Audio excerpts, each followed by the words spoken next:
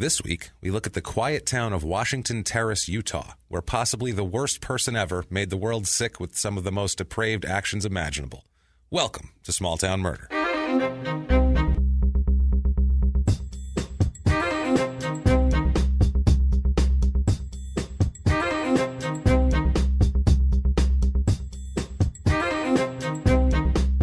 Hello, everybody. Welcome back to Small Town Murder. Yay! Oh, you nailed it, Jimmy. All right. Yay, indeed. My name is James Pietragallo. I'm here with my co-host. I am Jimmie Whisman. Thank you, folks, so much for joining us for more murder and more insanity and craziness this week. We cannot thank you guys enough for everything, your iTunes reviews this week. That's real. Thank you. God, was that huge. You guys come through for us every week. Thank you, thank you, thank you. Honestly, that's the most amazing thing you could do. Yep. On the business end, when you're talking about charts and things like that, you got to go up the charts to get, better everything. It's just how it works. And For the respect. Part of that funky algorithm that iTunes has is that those reviews. Yeah. So if you could do that, if you haven't done it yet, please get on iTunes, give us 5 stars. Doesn't matter what you say. Doesn't matter. It's not for our egos at all. Tell us your middle name. We'll be like, hey, that that's works. interesting. Yeah. Oh, yeah, really. From time to Cornelius, time, huh? Okay. Sometimes James tells me that he likes me, and then I say, no, you don't. Let's move on. Let's move on. Yeah, so you do that. It really, really helps us a lot. The 5 stars are what's important on the business end. You can say anything you want. It's not for our egos. We promise. Also, guys, if you want to do a little bit more, if you're like some of these fantastic people, There's like so many. our list of awesome producers that we're going to talk about later, you can get on patreon.com. You can. /crimeinsports. That's our other podcast, and all that money goes to us. You can make a donation there, or you can make a one-time donation over at PayPal using our email address, crimeinsports@gmail.com. That's the one. That is the one. Those donations, guys, we can't tell you how much we appreciate those donations. Every cent, every penny. People donate $1 and we're blown away by it. We really are. You might think $1 doesn't do anything, but it means the world to us. Over on PayPal this week, we got something that's an NOK dollar. Yeah, I don't Korean. know. Is that what it is? It was Korea. That's a North Korean dollar. It wasn't North Korean. No. I don't think they're allowed to donate to podcasts in the U.S. on their internet I don't think system. they're allowed to listen to No, them. I doubt that Small Town Murder streaming into North Korea. I doubt that. I hope that Kim Jong-un's listening loud and clear. I really do. You want him to be a fan? I do. That's what Jimmy will be Snapchatting with Kim Jong-un. Maybe we can That's talk him perfect. off the ledge with fucking Dennis Rodman. That'd That's be great. possible. I don't know if I want to be a part of that whole scenario. Let's let Rodman handle it, and let's stick to murder on our end over here of non-North Koreans. I don't think we're going to handle any small-town North Korean murders. No, I doubt it. North Korea itself is a small town. That's pretty much true. It's just a small fucked up town. Just a reminder, we're going to have a little thing to remind you later in the show, but just a reminder too, tickets are on sale for a live show in Chicago. Yes. Small Town Murder is the late show that night. Crime and Sports is the early show. There you go. Get your tickets over at lh-st.com, lh-st.com, and we'll put a link in the show description and all that if you want to go buy those tickets. But that's really important, and trust me, I'm going to tell you how important it is to the state of the world and comedy. I have a monster of a rant, just absolutely locked and loaded for later on. We'll get to murder first, because some people don't give a shit about us or anything that's happening to us. They just want to hear murder. And that's perfectly fine. No problem. Fine by me. So you guys can shut it off after the murder and everything's done there. The rest of you stick around and I'm going to blow your fucking earphones off. Let me tell you something. It's going to be, whoo-wee, boy, it's a good one. Is it? It is a good one.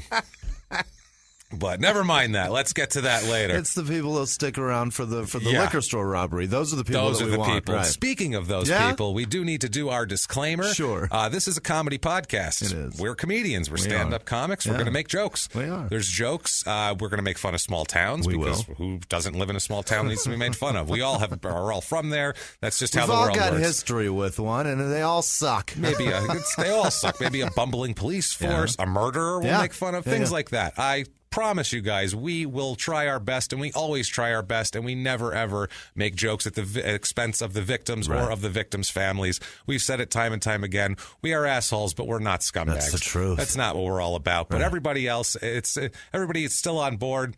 It's not horrible. It's great. We're going to have a good time. It's a lot of fun. We're going to shut up, and we're going to give you murder. Here we go. And it's going to be fun. Let's do this. Let's head on a trip, Jimmy. Okay. What do you say? All right. Let's do this. We're in Iowa last week. Yeah. The corn. It was Lots corn of corn. season. My hands are sore from shucking. So much shucking. So much shucking. You got to try to, get into what the people are doing there. Apparently, people got back to us, too. Shucking is a big thing in the summer. It's popular. We're going to head out west. There was another term, too, that was used in an email, but I don't remember what it was. Well, it was we're not from Iowa. Right. It was like detasseling, something which like doesn't that. make it. Well, just say shucking. It's easier. Yeah, it's so much. Seeds off the top, whatever. That's too many fucking syllables. Let's head out west, Jimmy. Let's go. Let's leave Iowa behind. We're leaving it in the dust, and we're heading out west, out to Utah. Oh, boy. Mormon country. Oh, yes. Washington Terrace, Utah, as a matter of fact. And I will say right off the top, we do make a distinction. Yeah. We're probably going to, there'll be a couple Mormon jokes. It's going to happen. Sorry. It's just going to happen. If we're in the Northeast, there's going to be some Catholic jokes. Down south, there's going to be some Baptist jokes. Well, we're not going to make like, you have 12 wife jokes, 12 wives. We're not going to do that. We understand the difference between LDS and FLDS. Right. And we kind of have to explain that a little bit because we have people overseas, a lot of people overseas listening that probably they don't know the difference. I don't know how many Mormons there are in New Zealand is what we're getting at. So there's LDS and there's the fundamentalists. Here's the difference between it's a different thing. The completely. Fundamentalists have 12 wives, and the LDS. Some of them are 12. Right. They have 12-year-olds. Right. And LDS just have 12 fucking children. That's the difference. They have tons of kids, but it's with one person and they're fine. FLDS has 12 kids, and then they marry generally them. nice people. Exactly. That's how they marry them off to their friends. Would you like my daughter? She's 13 now. It's horrible. And we'll anyway, all get government checks for it. We'll get off of FLDS and head to Washington Terrace, Utah. Fantastic. Let's do this. It's in the north central part of the state. Yeah. It's Utah is a big square kind of, and it's got a little cut in at the top where other states are, in there. It's kind of west of that little cut in. It's all the way up at the top, 40 minutes outside of Salt Lake City. So you can get to I guess a major city pretty quickly here. So that's good for jobs and things like that. So it's just outside of like Provo and Ogden. It's Ogden, gotcha. Outside just Ogden. south of Idaho. It's all right. I got it's you. between Ogden and Salt Lake City. This Gotcha. town kind of sitting out there by itself. It is zip code 84405, area code 385, and they also stuck an 801 in there just in case. That was nice. Mix it up a little bit here. You never know. Just throw some extra numbers in. What the fuck? Why not? It's part of it here, part of it there. It's 1.9 square miles, so it's one of those small towns, one of those kind of small and area towns, and everything's not spread out, not a lot of farms or anything like that out here. No, it's a mountainy town, isn't it? It's a mountainy town, yeah. Locally known, they call it, well, I don't know how many people call it, but the press says they call it the Terrace. Which is easier than Washington Terrace, that which sounds makes sense. Gangster as shit. It does. That sounds scary. It's really not scary at all, especially judging by the town's slogan on their website, which is becoming one of my favorite things here, which is, quote, making life better. Out there at the Terrace. Just better. Things are better at the Terrace. It seems like sounds like an ad for a mall. Right. Things are better at the Terrace. Come on, see our new selection We got an stores. IKEA. Yeah, woohoo. The Terrace. Our JCPenney isn't closed yet. We still have Montgomery Wards. Get down here. That's amazing. But quick, because it is closing soon. It will be closed soon, but clearance shit. It's cheap. Get it's in always here. shit neighborhoods. They always take something really that sounds nice. Like Cabrini Green sounds beautiful, that sounds but it's nice. a shit LA area in fucking Chicago. Yeah, LA has tons of things. I remember the White Men Can't Jump movie. He's like, Vista Views. There ain't no views. There ain't no motherfucking views in Vista. Views in no Vista. There ain't no vistas to view. That shit always made me laugh. That's hilarious. That's exactly what it is. It's shit areas. They name them nice things and confuse the fuck out of good people. It's not much history in this town. Yeah. Out west, there's not. I'm sure there's history as far as the Native Americans go and things like that happened before people were really keeping track of the history. But as far as recorded history here, as far as, Europeans settling the area, I guess you want to say, and recording history, didn't start till 1942. Oh, Jesus. Here. So, yeah, we go back to the 1700s with some of these towns. Now, it's literally a World War II thing. Hilarious. Basically, they started the Terrace housing project. And that's what it was. Exactly. That's so scary. The housing project in 1942, much different. Yeah. This was for government workers. It was people who came to the area to work at government installations. They didn't even imagine it being a permanent community. It was like, here's a place in the middle of nowhere that we can throw some government buildings up. Perfect, and then we'll leave, and the shit'll deteriorate. And they said, no, we're sticking around. Oh, no, listen, we're gonna make life better, right here. We're goddammit. making it better. Things will be better. I promise you that. I promise you. Anything's better than a project, so they're definitely making it better. They got federal funds, private investments, and they converted these like kind of housing things for workers. Barracks. That's a great way to put it. Into single-family houses. And once there's some single-family houses, there's going to be more. Oh, yeah. There's going to be more. There's a guy named George Herman Van Leeuwen. All right. Is his name. It's a tough Leeuwen. Llewellyn. Is that Llewellyn? Yeah. Jesus, that does not look like Llewellyn. Yeah, I guess it's Llewellyn. Why is there two E's in there? How the fuck did I know that? I have no idea. I didn't even look at it. That was Llewellyn experience. That was a goddamn miracle. Not too shabby. Yeah, if you're nailing names and I'm fucking them up, we got problems, people. This is going to be a long episode. If that's how this is going to work. That was so quick for me. I was like, that's for sure Llewellyn. He was the guy who he was kind of the go-between to secure federal funds and grants and things like that. He was like the president of the board of directors of this place. He tried to name the place Llewellyn? He tried to name it Van Llewellynville. No, that's what he tried to name it, which is the worst fucking name I've ever heard. Was he drunk? And it was voted down. And they said, we're going to go with just the Terrace is far better than what you have. That is terrible, man. Yeah. It's a weird town too. Like, so there's a couple of weird things that happen here. Like, for instance, they had a mayoral race years ago that was tied. Yeah, the votes were tied. So they had the election. They let the election be decided by a roll of the dice. How do you do that? I guess I don't know. You got sevens. You're better off flipping fives. a coin. What Who's the fuck got is highs, that? lows, odds, evens? Odds, evens, maybe? That's good. I have no idea, but a roll of the dice is what ended the tie. Not even the die. They used two. It's dice. There's two. It's two dice. Good grief. And they elected Mark Allen. Okay. There, so, Mark Allen got the high number. He got the high number or an even. We don't know what exactly happened here. That's an interesting way to fucking settle a race of any sort. It really is. I would have been better with, rock, paper, scissors or, guess what number I'm... some Rochambeau for sure, though. That's pick the straw. It's too much. Yeah, but I don't know. I think a coin flip is just way quicker. That seems easier. Yeah. There's only two people. Let's just do a coin flip. But they're going to do dice. That's what they do for who gets the ball in the NFL. It's the West. We're gambling, baby. That's right. But it's Utah, so we're not gambling at all. Utah's a very, very stiff, clean place. We'll say here. Mormons don't drink booze. They don't drink caffeine. They have all these. They drink caffeine. They now, don't smoke. I believe they're allowed to drink you're caffeine. Right. Some now. do. Yeah, I believe. I think they were like, look, we need to be normal. Yeah. And if we're going to recruit people, Starbucks is a big place to do it. So we're going to have to get a fucking latte in us. Let's go. If there's an age limit on it, though, they don't do it. That's like, we don't even bother with age limits. Nobody does any of that shit. The old joke is that if you're going fishing, you always invite two Mormons, not one, because if you only invite one, he'll drink all your booze and smoke all your cigarettes. I'm sure. And they watch each other. Oh, yeah, absolutely. You go to a that's bar. The way it works. You go to a bar in Salt Lake, none of those people know each other. No. They've never seen each other. No, if you live in East Salt Lake, you're going to a bar in West Salt Lake and all. Yeah, exactly. No, that's the thing. They're as full of shit as anybody. Yeah, absolutely. And I know there are people who aren't, and there's people who are very devout. They don't listen to this shit. No, they're not listening to this shit. We do have Mormon listeners, though. That's bananas. Listen. I just picture, whenever I picture Utah, I just picture a flag with Mitt Romney's head on it. That's Utah. And I know he's from Michigan and blah, blah, blah. It doesn't matter. That's Utah right there in a heartbeat. Absolutely. In a heartbeat. That's not what I wanted to say. In a nutshell is what I was going for. I was a little ahead of myself in the next thing here. The only thing really going on here historical is it's really not historical at all. Since it's October, I don't know if you guys have noticed the last couple weeks, I've been looking for the haunted sites nearby because it's October and what the fuck, I'm an idiot. Very nice. I found the Ben Lamond Suites, which is a shitty looking hotel 4 miles outside of town, is said to be haunted. Apparently there's a ghostly legend surrounding rooms 1101 and 1102.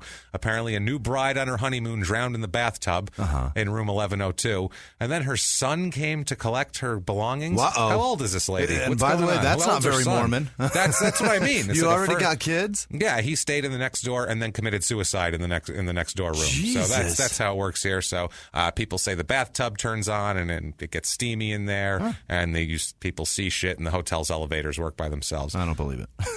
All right, we're going to get off on a tangent.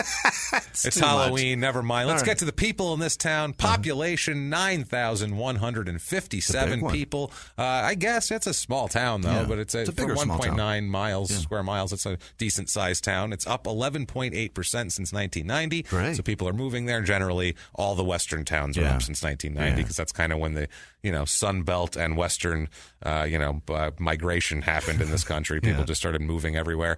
The average commute commute time here is under 20 minutes. Really? 19.7 minutes. So they're working and living there. I would think people are nice here. Yeah. If your commute time's under 20 minutes, you have no reason to be a dick. No. You know what I mean? If you're not stuck in traffic for a goddamn hour. It's a younger demographic skewing wise. It's 34.2 is the median age here, which is about 3 years younger than the national average. And that's pretty young for a median age here. Males and females actually a little askew. There's way more females here. Really? It's about 55% female, which is it's usually about 50-50, almost 51% female, but a little more females in this town. So you got that going for you. Married population actually not as high as I thought it would be. Really? Maybe that's because it's young. Okay. Too. You might have still that waiting because it's about 53%. The average is about 50%. Okay. I would expect a Mormon town to be 87%, 112%. The same level as the Republican population. It's the once a baby is past the first trimester, I believe they're bequeathed to be married after that. And it's you're going to marry this baby who's also in the womb, and you're going to have 12 little blonde children. Right. They're all going to run around. It's going to be fantastic. With your magic underwear. But apparently not. Yeah. Right. That's the only thing I have with the Mormons is the magic underwear. That's so weird. It's you know what? It's weird. Yeah. And at what point in court does someone use the defense, I really believe in the Mormon faith truly enough that I didn't expect stabbing him in the heart would do that. I thought we would be protected by his magic underwear. Yeah. Have you believed that enough? Does that make it okay? That's what I mean. I'm going to get on before I offend everybody even more. So, moving on here. Yes, like I said, married population high. Never married is actually a little bit lower, which is weird because the divorce rate is actually higher here. There's actually 17% divorced, which is higher than the national average, which I would not expect. Yeah. Maybe it's people that left somewhere, got divorced, and moved out there. Yeah. That's what I'm thinking. Or possibly just not Mormon, or they're the part that's not Mormon. It's otherwise pretty normal as far as the kids go. There's a few more kids than normal, as you would obviously imagine here. The race of the town, shocking, pretty white. Holy shit, is it you white? Would imagine it's 84.7% white. So that's actually not as white as some of the towns. It's still 20% higher than normal. Samoans and Spanish people, right? There are 0.22% black people. Okay. So there's like 4 black people. There's a family there, which is good. Yeah. They're sticking right out in the snow. Yeah. Everybody sees them. There's 0.49% Asian. Okay. Younger population. They want diversity of food. That's all I'm thinking. They're like, I want a restaurant right now. All inclusive, goddammit. And yes, 11.61% Hispanic. You're going to get anywhere out west. You're going to get more Hispanic people. The Spanish population is migrating to the Mormon religion because they're recruiting. Yeah. That's where they're recruiting. And they're pulling them in because it's what the Catholic Church used to be. It really embraces a family harmonious lifestyle, and Spanish cultures love that because they have giant families, and that's very common. Plus, it's pretty much wherever you recruit, you end up getting people. You get them. They got a good sales pitch. I don't know where they get it from, but there's a sales pitch, and it seems to be working because there's millions of these people. And so they'll help you get into a house. And absolutely. That's very nice. That's part of the thing, too. Yeah, they'll help you get citizenship if you're part of the church and all that. And if you're in Utah and you're part of the Mormon church, you can pretty much do whatever you want, I believe, at that point. And speaking of religion, normal, it's 50-50 as far as religious people go. Nationally, 78% here are religious. So it is very, very high. That might be the highest number we've gotten so far. There might have been one down south that was was in the ballpark, but that is as high pretty much. That's fucking outrageous. That is a lot. 8.65% Catholic. Yeah. So, few Catholics, that's fine. They'll the East Coast people, they're always going to migrate out west. 62.27% Mormon. Holy shit. Fucking Mormon. Wow. That is a lot of Mormon. So it's a lot of Mormon, pretty much. Anything else, we do have 0.05% Jewish. So there's something. There's 2 people. It's like a temple. And they're sitting there going, someone will show up eventually. We're going to stay. Somebody will be here. We're going to stay. I'm saying. I have faith in it. So, there's that. And 0.05% Islam also. So very nice. Yes, they move there together, an equal number of them, and they're getting along, and they're setting an example for the Palestinians and the Israelis. Good for them. As far as politics go, 71.43% Republican, as you would expect, about 26% Democrat. Unemployment rate here a little bit lower than normal. Seems like there's jobs to be had here. Actually, median household income's a little bit lower though. It's $44,000, which is a little low. 53,000 being the normal or the normal average in the country. How do you tithe any of that? Jesus, that's the thing. Maybe that's why. Maybe that's not counted in your income. They cut that right off the top. That's the 10% there, right off the top. The jobs here, a lot of more blue collar jobs than I actually would have thought here. There's also engineering, science, computer jobs, which is what I would expect here, honestly, out west in the mountains. A little more healthcare jobs than normal. A lot of sales jobs. Actually, more production, transportation, material moving jobs than normal also. So there's a lot of industries. There's a lot of industries. Utah is there's a growing type of economy, type of place here. Now, the cost of living in a place like this, when we say 100 is average, 100 is par, the cost of living here is 90. Wow. So it's pretty much almost average, within 10%. Everything's pretty average. Housing, though, is low. On the low end, housing is a 77 out of 100. Okay. So, that's the attraction. That's not too bad. Cheap housing in a nice area of the country. It's clean. It's beautiful. It's crisp air. People like that shit. There's something about the West. People like to move out there, especially if you're from the East Coast, because I know for myself, when you go back east, you feel like everything, whether it's buildings or trees or everything, it feels like you're very closed in on all the time. And when you go out west, you just feel like, holy shit, look at that sky go for miles. I got so much room I can stretch out. Look at a big mountain, and the mountains are different. Back east, the mountains are covered in trees, and they just look like big green hills. But these mountains are like picturesque, crisp. You live in Arizona, it's the same thing. It's like these rocky red. You can see the ridges and shit. Yeah, it's crazy. Shadows and the light, and it looks, it's amazing. It's picturesque bullshit. And you put a fucking sun behind that when it's rising or setting. About it, it's nuts. It's awesome. So about 36% of the people here are renters. So I think that's the younger population there. Median home cost here is about $142,000. Not awful. Which is not awful. 185 is the national average, so that is not bad. Over 50% of the houses are between $100,000 and $150,000. Terrific. Which is terrific. Problem is, shitload of foreclosures here.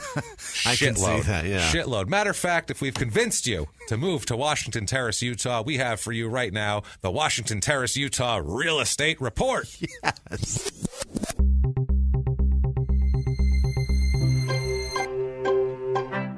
Okay, there we go. Back. My favorite part. There we go. Got some music now, goddammit. We're pros over here. So tons of foreclosures, like I said. Just fucking tons. Let's not profit on the misery of others. Yeah. We're going to do ours. We already do a 2-hour murder show. Let's chill out. We're going to just do the non-foreclosures here. We're going to do that. First of all, average 2-bedroom apartment's about $790, which is below the national average by about $400. I found a 3-bedroom, 2-bath, 1,089 square foot house for $80,000. My God. It's a little house. It's kind of... And that's not foreclosed? It's not foreclosed. Needs some work on the inside. Needs some work. You have to put some countertops in there. There's no, none of this slate shit, no granite. Some pipes, some ceiling fans. It's going to need something, especially cosmetically. It needs a little bit of work, but that's okay, because $80,000 you can do it. Yeah, you got some left in your pocket still. I found a 4-bedroom, 2-bath, 1,650 square foot house for $175,000. Not bad at all. That's a deal. That's a good deal right there. And finally, if you want to step it up a little bit here, I found a 5-bedroom, 2-bath, 2,500 square foot, nice brick house with a yard, $229,900, which is goddamn reasonable. That's great. In a place where it snows like a son of a bitch, like your fantastic. Christmas will be amazing in that house. It'll be great. Yeah. Things to do in Washington Terrace. The only thing that really matters here that I found is the Terrace Days 2017. What? I have the whole event schedule here. It's amazing. Friday night, June 9th, they do a movie in the park, which is nice. They go. They were watching The Secret Life of Pets this year. I almost asked you what was the movie. You knew it was going to be something like it's going to be Pixar. It's a child's movie. There's a community bike ride, a parade at 5 o'clock. Big inflatable toys. Somebody, by the way, there was a parent that shook their head when the rabbit in that movie shit all over the floor. Did you see that movie? No. Okay. Your kids are old enough to where my daughter's young enough. That's her fucking favorite thing ever. And Kevin Hart was the voice of the rabbit. And there's a scary part that he has some fear in him, and he shoots shit out of his ass all over the place. Nice. And some Mormon parent was like, I don't know if we should let our kids watch this. Yeah, there's poop involved. I don't know how the Mormons feel about poop. We know how they feel poop about jokes. Really, this is a family night. Alcohol, but poop. They might be okay with poop. They might be like, poop. That's what we're about. There you go. Now I'm talking. Humor right there. That's some good, clean fun. It's family fun. Everybody poops. Scat jokes. Let's go. So, we have a dog race, a fucking dog race. Perfect. Bring your dog for a fun-filled dog race. Yeah. I don't want to... can you imagine that? Then they have a show afterwards where a main prize will be given to the dog that looks most like their owner. What? This is a small town. What an insult. This is small town. They have a car show they're going to judge after that. Then 7:15, buckle up for the annual watermelon derby. Oh, boy. That's right. You get it to the top of the hill with your decorated watermelons. Each family gets one watermelon. They decorate and they roll that fucker down the hill. That's right. 3 rolls with the toughest watermelon and the best decorated, both winning a prize. The toughest, so like you the have one, something to do the with one that. has the least damage to it as it comes down the hill. That's it. Stupid. They have a band and fireworks. And by the way, how many Holy dogs are shit. pregnant after the dog race? Oh, it's Jeez. disgusting. It's just gross. Shooting. Oh, God. Can you imagine Just that? dog slime Humping each everywhere. other. Mormons yelling at their dogs to stop humping other Stop dogs. it, Duke. Stop Stop You're it. Well, we'll get you married if you want to do that, okay? We'll get you married off. It's fine. It's fun. We'll perform the ceremony right now, okay? We need to do this. So, dog marriages take place, and dog pregnancies take place, and so that's a great event right there. That sounds like something I want to be involved in. And finally, we get to the crime rate here. The thing that we are interested in, crime, property crime, is slightly higher than average. Actually, it's about 10% over average, which I don't know if I'd expect that here. But violent crime, murder, rape, robbery, assault, is about 20% higher than the national average. Shit. So, maybe not so nice, short commute or not. Maybe they are dicks still. It doesn't matter because apparently they're still committing violent crimes and everything else. You wouldn't expect it, honestly, but they're doing it. And let's talk about someone who may just end up in that lifestyle here. Let's talk about a guy named John Albert Taylor. Okay, John Albert Taylor is born in 1959. He's born in Ogden, Utah, so he's from this area. Definitely, that's right up the street is Ogden here. His parents are Albert and Gayleen is his mother, which is I've never heard the name Gayleen before. Have you? I think I've heard the name before. They just stick any lean on the end of anything. That's a name. Just anything. Just add lean to any name, like keyboard lean. It's a fucking anything's a perfect name. It's fine. Yeah, lean. We'll just put lean on the end of it. It's super Water strange. bottle lane. That's the one, man. So his parents separated when he's a baby, which that's normal. My parents did the same thing. That's your parents. That's not damning you to doing anything horrible. That might damn you to sit my dad till I was 28 years old. Yeah. It might damn you to be needy and look for the approval of strangers in terms of telling jokes and recording yourself telling jokes and things like that. But other than that, be cynical and think the world is shit, but you don't have. It doesn't force you to lash out. It doesn't force you to end up being a subject of the show. Maybe a host, but not a subject. Exactly. That's what that does. Is it might give you one, but not the other. They moved around a lot here. Him and his mom moved around several times when he was a kid. They moved to Colorado when he was 9. His mother, when he was 9, told him his father died. His father's not dead, by the way. What a bitch. She just said, your Why father's would she dead. do that? I don't know. That's Didn't some want to be spiteful involved. shit. Rather than saying, hey, your father's a dick and we're not going to be involved with him and here's why. That's she says, what you do. He's dead. Right. Okay? He's dead, but what if you happen to end up on Maury in 6 years and he's going, I've just wanted to see you this whole time. Your mom wouldn't let me. That's true. Well, maybe it's because she got remarried to a guy who was kind of an asshole. Maybe he had something to do with this here. He spends most of his formative years in Florida, which right away, that's going to be a problem. We know that's a problem right now. Right now. He said that's not a community that shapes and turns out great citizens. Not generally. No. He says he's abused as a child, became involved in drugs by his teens. We've had a few of people of this pretty much exact description Florida will here. do that to you. That's what else do you expect if you're in Florida? That's the thing. Abuse. And said he wasn't molested. That's nice. So I mean, if you're in Florida, I think you hit that's like winning on a scratcher right there. I'm in Florida. I didn't get molested. I only got involved with drugs and abused. Fuck, that's normal. I got beat up and I shot up heroin. I'm okay. Wasn't molested or eaten by a gator. I think I'm Florida ahead. I'm house money, Florida house money right now, I think, at this point, right? That's how it works down there? That's great. It's a very low bar in Florida for what you're hoping for out of your life here. His stepdad here, he did not get along with his stepfather at all. His stepfather, or his mother for that matter. I don't blame him. She's telling him his dad's dead when he's not. So, she might not be the greatest person in the world. The stepfather was apparently a Vietnam veteran who had some problems and was very abusive toward John Albert Taylor here. But his mother, he was pissed off at all the time. And I think a lot of it is because of the attitude she had toward his father, which, for right or wrong, it affected him in a certain way. He said, quote, but she could never control me. My mother had a lot of animosity toward my father. They alienated me for a long time. I was the whipping post. Okay. So basically, from everything he says, it's his mother hated his father and took it out on him. Right. And so they treated him like shit because that's terrible. That's kind of what it was, and that happens. She looks at him, and he resembles him a little bit, and so she just fucking, she has to force all her anger on him. So at the age of 13, John Albert stabbed his stepfather. Oh, Jesus. So there you go. That's how you remedy that. That took a left turn quick. That's what you call Florida justice right there, stabbing your stepfather. That's called a Florida Saturday is what that is. There's a lot of stepfathers that probably deserve that. I'm sure there are. So many. But this guy, he said, I'm going to go ahead and stab her. That, funny as it might be, if this guy's an asshole and abusive and he stabbed him, good for him. But then he does things that we're not going to root for at all. Apparently, he repeatedly, and I emphasize the word repeatedly, raped his sister Lori during his teen years. Repeatedly. I almost said at least he didn't fuck his sister. I'm glad Florida, I didn't say that. Yeah, back that train up a drop back to the station, because he absolutely just was appalling in his treatment of his sister and repeatedly did that to her. Also assaulted several other young girls.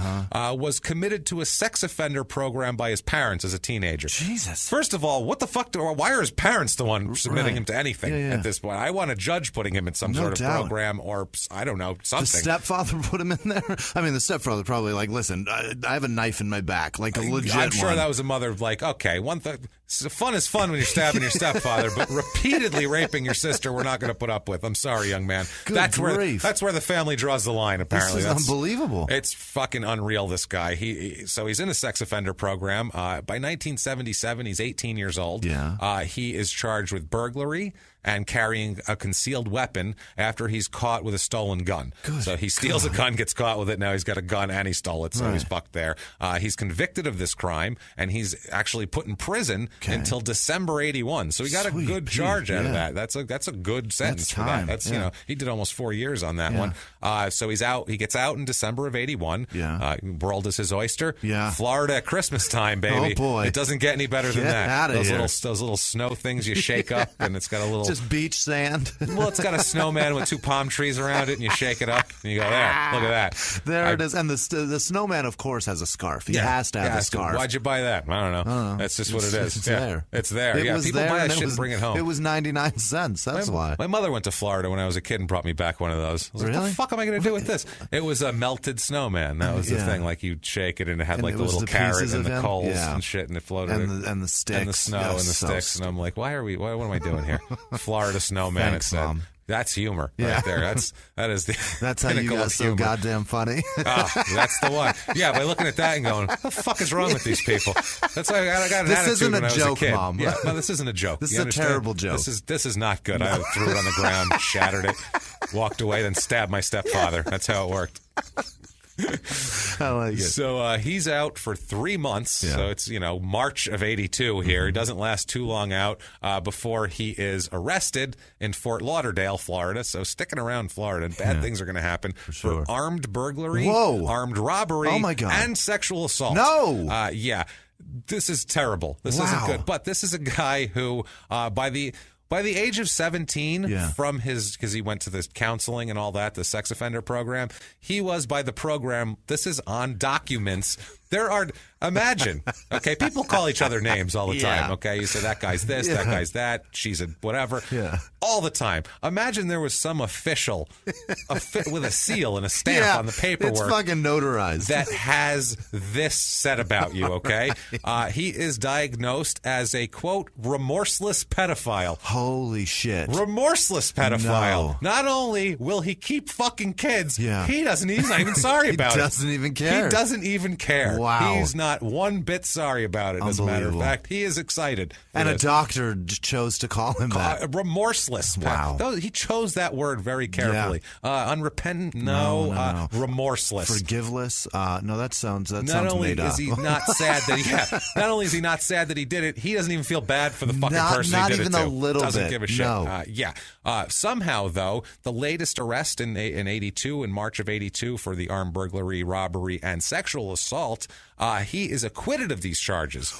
Somehow gets acquitted of these charges in September of 82. Did they not submit that paperwork? I don't think they saw the paperwork. I'm going to say, just based on history... You found the paperwork and his prosecutors couldn't find it? Those bastards? He probably did it.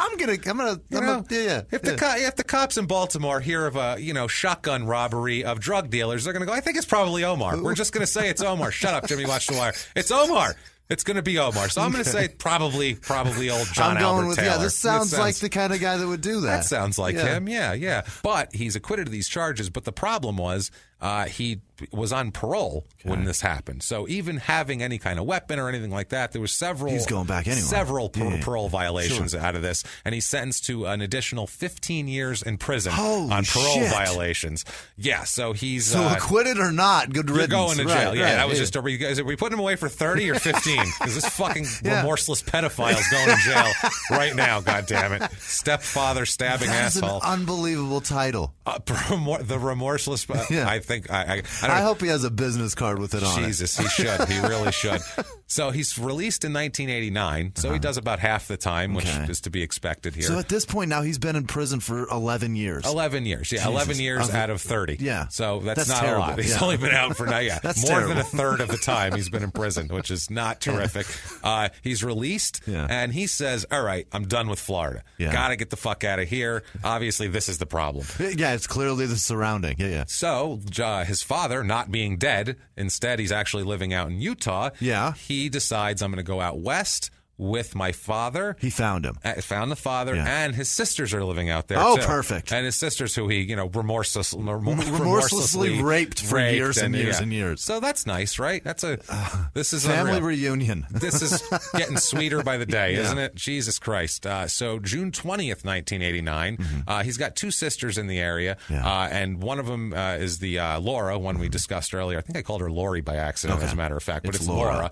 Laura is his one sister that he repeatedly that's the one. Abused. That's his victim. Well, the other one too, but this one is the one where he really went at her over and over and over again.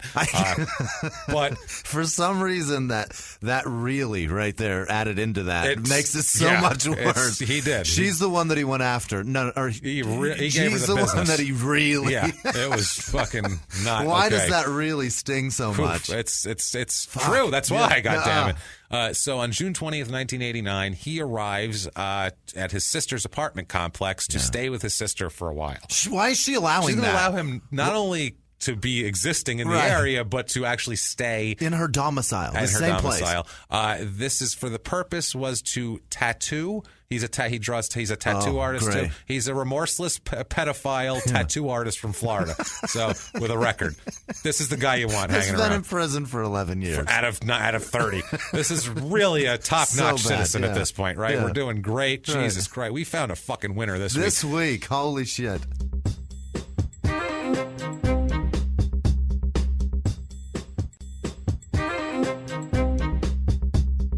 We've had a few Hawkins, Texas, the leg breaker guy. There's a bunch. Herb Coddington. I still want to choke that motherfucker. But we've had a few that really, really pissed me off. This guy, wow. I'm already angry. I was up late last night, not because I was done. I wasn't behind in schedule. I actually had a good easy schedule this week. I was up angry last night at this fucking asshole. I'm not like, surprised. God damn it, he's ruining my Friday night, this son of a bitch. It goes back to the argument that I made before that like the programs that are in place that they put him in to try to correct the behavior clearly do not fucking work. Fuck no. Holy shit. They don't work It at all. seems like they sprinkle Miracle Grow on his anger. What he has, that's true too. No, what he has is, and this is, I don't give a shit. If you disagree with me, I don't care because it's fucking true. Every goddamn medical person would say it, and it's just fucking true. Look at the facts.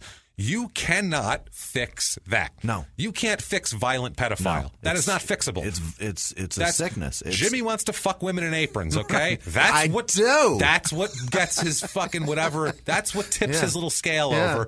This is what does it for him. Yeah. No amount of counseling is going to make Jimmie not want to fuck people in aprons. That's the thing. And no amount of counseling isn't going to make him not a remorseless pedophile. Right. It's not going to happen. Fixing it. It's not going to happen. So he's a complete piece of garbage. So he's staying there. Also, he's there to tattoo not only Laura's husband, but his half-brother. The way this is phrased in the court documents, too, is the purpose of the visit was to tattoo her husband and defendant's half-brother. I hope those are two separate people. That's all I have to say. I really hope they're two separate people. I had to look at that. I looked at that like a dog, like cocked my head. I was like, huh? Is that a second description of him? Yeah, how Florida are these people? So June 20th, 1989. This is around the same day here. He is staying there on June 20th. He came a couple days earlier. Now, on June 20th, there's also it's an apartment complex. A lot of people live there. There's a woman named Sharon King who lives there, and she has a daughter named Charla King, who's 11 years old, and they live in the complex also.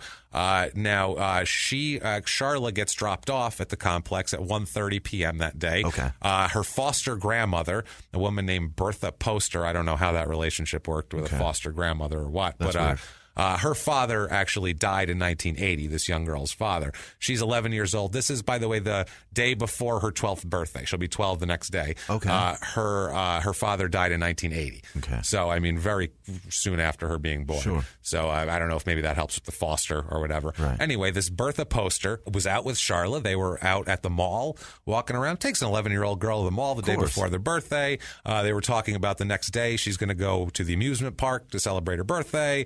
So, big shit planned. It's school just got out. It's June 20th. Summer. Birthday's the next day. Summer in Utah, amazing. Beautiful. It's amazing. That's gorgeous shit. It really is. That Rocky Mountain rain is something you can't.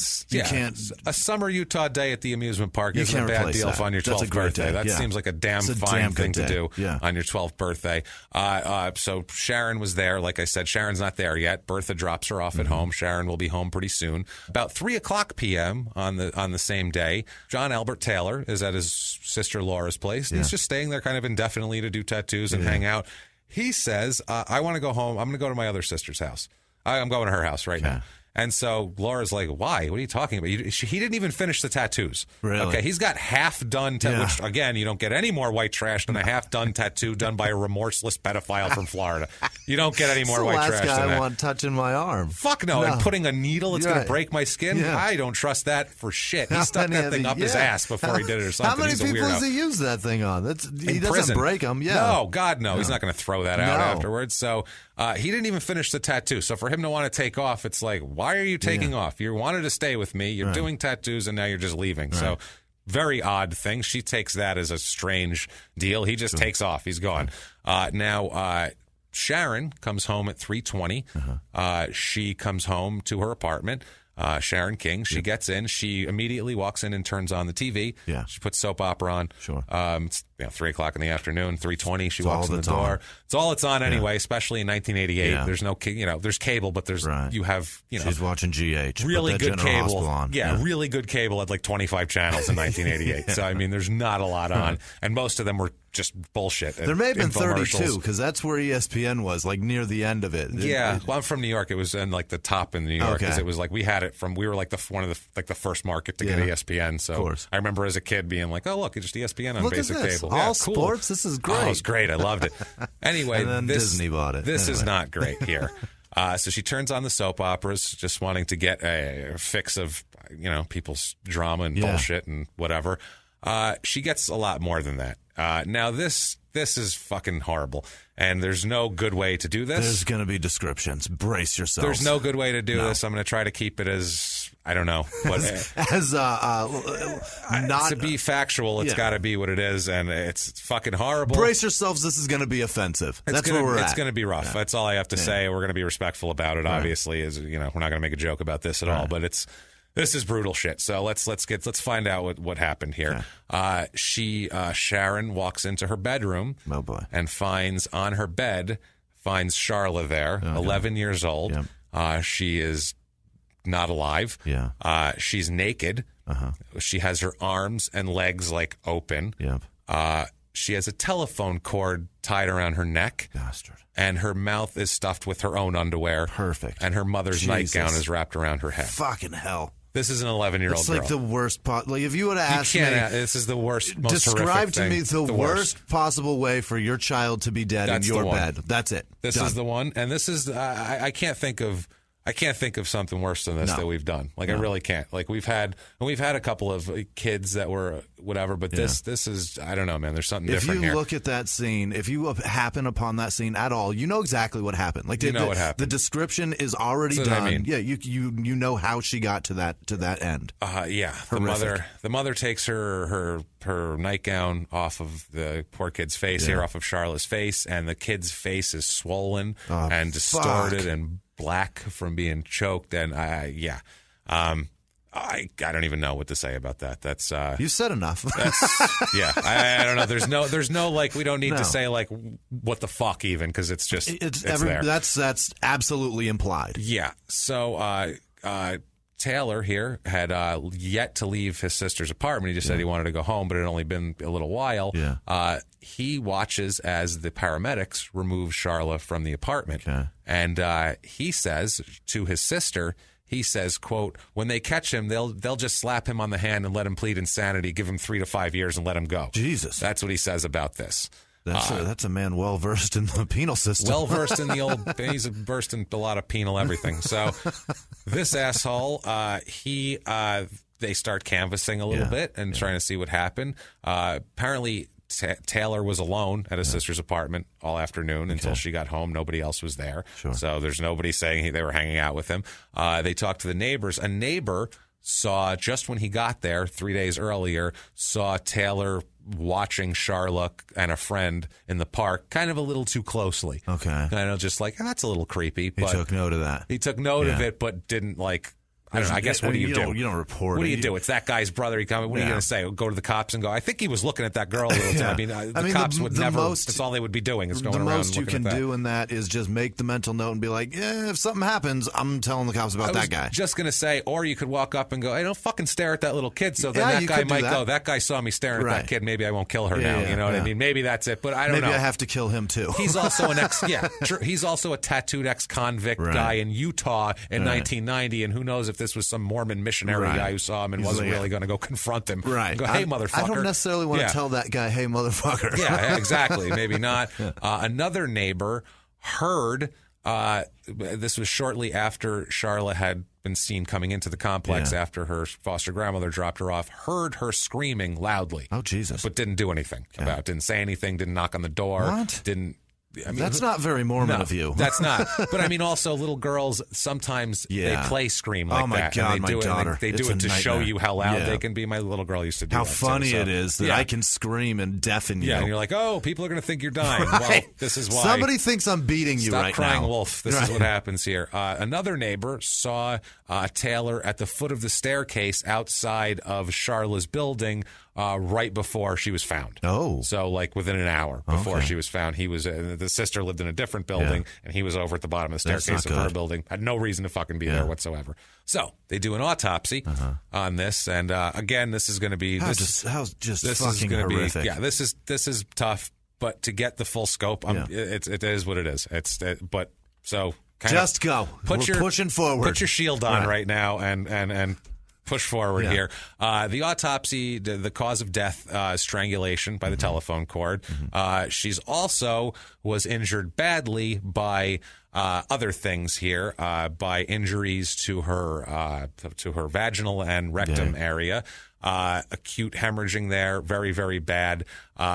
Basically, a violent rape and strangulation. A violent rape, and especially in the non-vaginal area, a violent rape, and the prison way, to the point where they know how far inside. So Jesus God, I'm not even going to say, but the information I have is sickening. Never mind. I don't want to know that information. I didn't want to ask that horrible. question. I'm looking at this shit in front of me, and I wrote all this down, and I'm just like, I can't even. My question was gonna just be like, was it obvious that it was a different instrument than himself? No, I was just going to say evidence indicates that the object that caused the injuries to mainly the rectal area was likely smooth and firm like a penis, fingers, or sexual device, they say in the court. So, yeah, and by the length of distance that it was there, he was doing it himself. It was him. Within 4 inches, right? It was It was definitely him.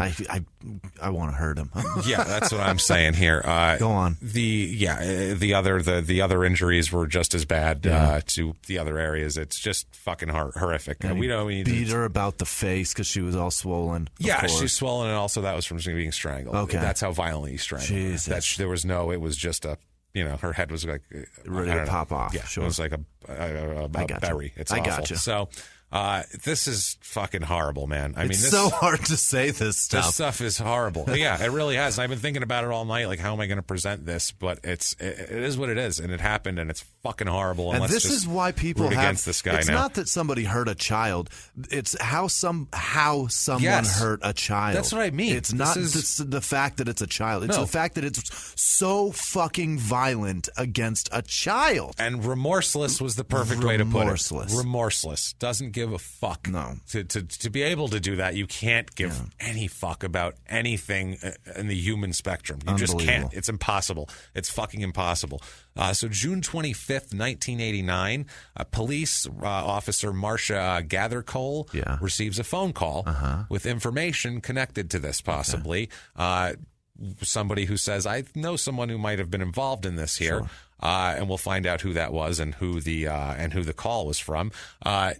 They find Taylor's fingerprints in the house, in the apartment. They find it on the telephone. It's not supposed to be there. Not supposed to be there. And they match it to the records provided by the people in Florida, knowing they needed to look for this guy from the tipster here. He's arrested on June 28th. At 9 p.m., he's with his half-sister, Teresa Taylor, in Ogden, the other one he went to. They charge him with first-degree murder. Wow. Okay?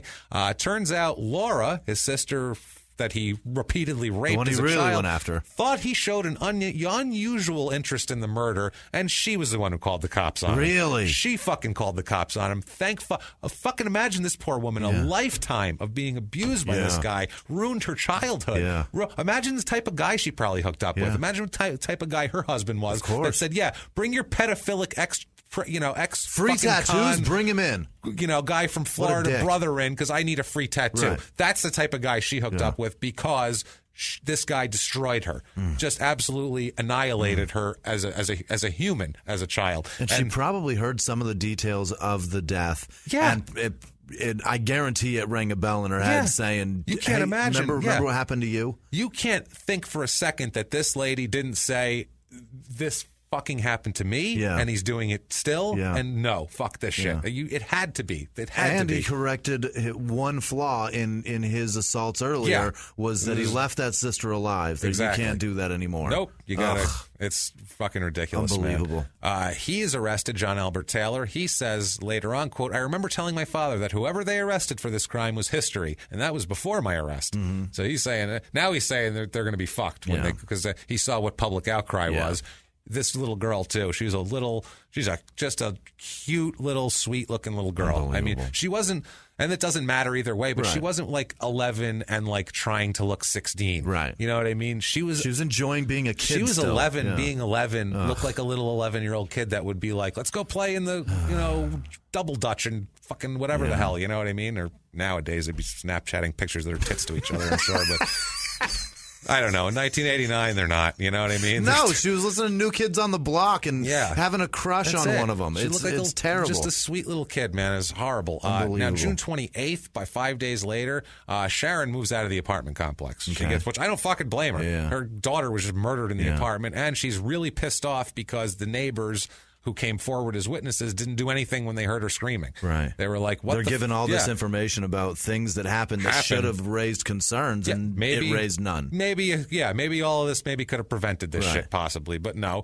Taylor vehemently denies that he was ever even in the apartment. Really? He says, I have no idea what you're talking about. We got fingerprints, dickhead. They say, well, that's funny. You got fingerprints over here on the phone in the place. And he said, actually, I'm sorry. I forgot about. See, I went in there to rob the place. I'm a burglar. I don't know if you know that. I'm also a remorseless pedophile, but, on the side, I do a lot of burgling. You know what I mean? I get in there. I'm good at it. So I went in there. No one was there when I was there, obviously. It was totally empty. I just went in. I picked up the telephone, and, and that was it. He's like, I picked it up. I picked it up because I was going to steal it, and then I decided not to. Yeah, well, he said that, it was because there was money underneath it. Okay. So he was looking under it for stuff, and he said he found some money there. Yeah. So he was like, this is that's the only reason I touched the telephone. There's no reason to think that it would be anything else, considering it was the cord from the phone that strangled the kid. Right. So that's the only thing with his goddamn fingerprints on it was something that he could use as a weapon. They found knives that were his and his sister's home, knives that they said look like some of them they did testing to see if one of them could possibly be the one that made the cut on the telephone cord. Okay. And they thought they found one that did that. Also, between his arrest and his trial, he gets really weird, changes his appearance, does facial hair and hair. He's really weird, man. While he's awaiting trial, he calls Laura, his sister. Okay. He took the one who turned him in. Yeah. He doesn't know his sister turned him in. He has no idea. Okay. Not yet. No, he doesn't know this. He calls her and says, "Hey, tell them I was at your apartment during the time of the murder. Tell them I was with you. Be my alibi." And she's like, "No, fuck that. Yeah. I don't think so." She arrived within 30 minutes of the time, but he didn't know she turned him in. That's great. So he was kind of, you're asked out, sir. Yeah, his attempted bullshit alibi had to feel great for her. Absolutely. Honestly, a brother or not, it had to feel great to finally slay the monster. Absolutely. You know what I mean? So he also, while he's in jail, tells an inmate that he killed a little girl, but it was an accident. Okay. That's what he said. Well, it was an accident because you can accidentally rape and strangle a little girl. Yeah. That happens all the time. Wrapping a cord around her neck and violently so tightly pulling that, it. Right. While you rape her and then put shit on her head and everything else and stuff underwear in her mouth. Her own that's underwear. Fine. Yeah, that's good. That's fucking, accidental. And you know what? He told that guy that because he's been in prison and he's trying to impress somebody. I killed a girl, but it was an accident. Right. Yeah, I'm not a remorseless pedophile or anything. Terrible. Shit. No, what do I look like here? Do I look like a monster? Some kind of monster? Look at this facial hair that I've created today. I look great. I'm looking sharp. Jesus Christ, man. So November 27th, 1989, the trial begins. Good. It is under District Judge David Roth because Taylor waives his right to a jury trial. Oh. He wants the trial to be decided by a judge. Well, that makes sense. That is some ballsy shit. No, this is what you do in this situation, though, if you have the option, because a jury has emotion involved.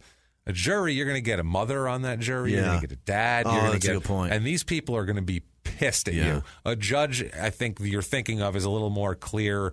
He's not going to be clouded by details. I don't know. Judges, no matter what, a judge has heard worse. A jury has never heard think worse. So? Oh, yeah, that's a good point. A judge has seen crime scene photos. That's a great thought. Just as bad. A jury sees a crime scene photo of a little girl with a telephone cord wrapped around her neck with injury. They've never seen that. They want whoever's sitting in that chair, they want his balls on the top of a fucking pole. That's what the they other want. point is it's 1989. These people don't have the internet. They're not watching. They're not as desensitized as we are and today. True crime isn't what it was now, too. People Yeah. don't see. There wasn't investigation discovery. It wasn't any of that shit. No. There really wasn't. There was very little things. Law and Order, that's the year Law and Order came out. Really? Or 90 it came out. So, I mean, there wasn't It's even not Law and that, Order. no. So The we're not most even you've used got to is that. the news, and You they're have- not showing you you dead have bodies. fucking Matlock Right. and Murder, She Wrote. That's what I mean, though. That's what they're doing. That's what these people have seen. Just dramatized bullshit that's not real. Yeah, the judge is going to be a little less sensitive to That's it. a brilliant thought, man. Just look at the facts of the case. I don't know if that's true or not. That's just how I No, I'm saying perceived that's it, a brilliant thought. The lawyer may have said that to him. Look, a jury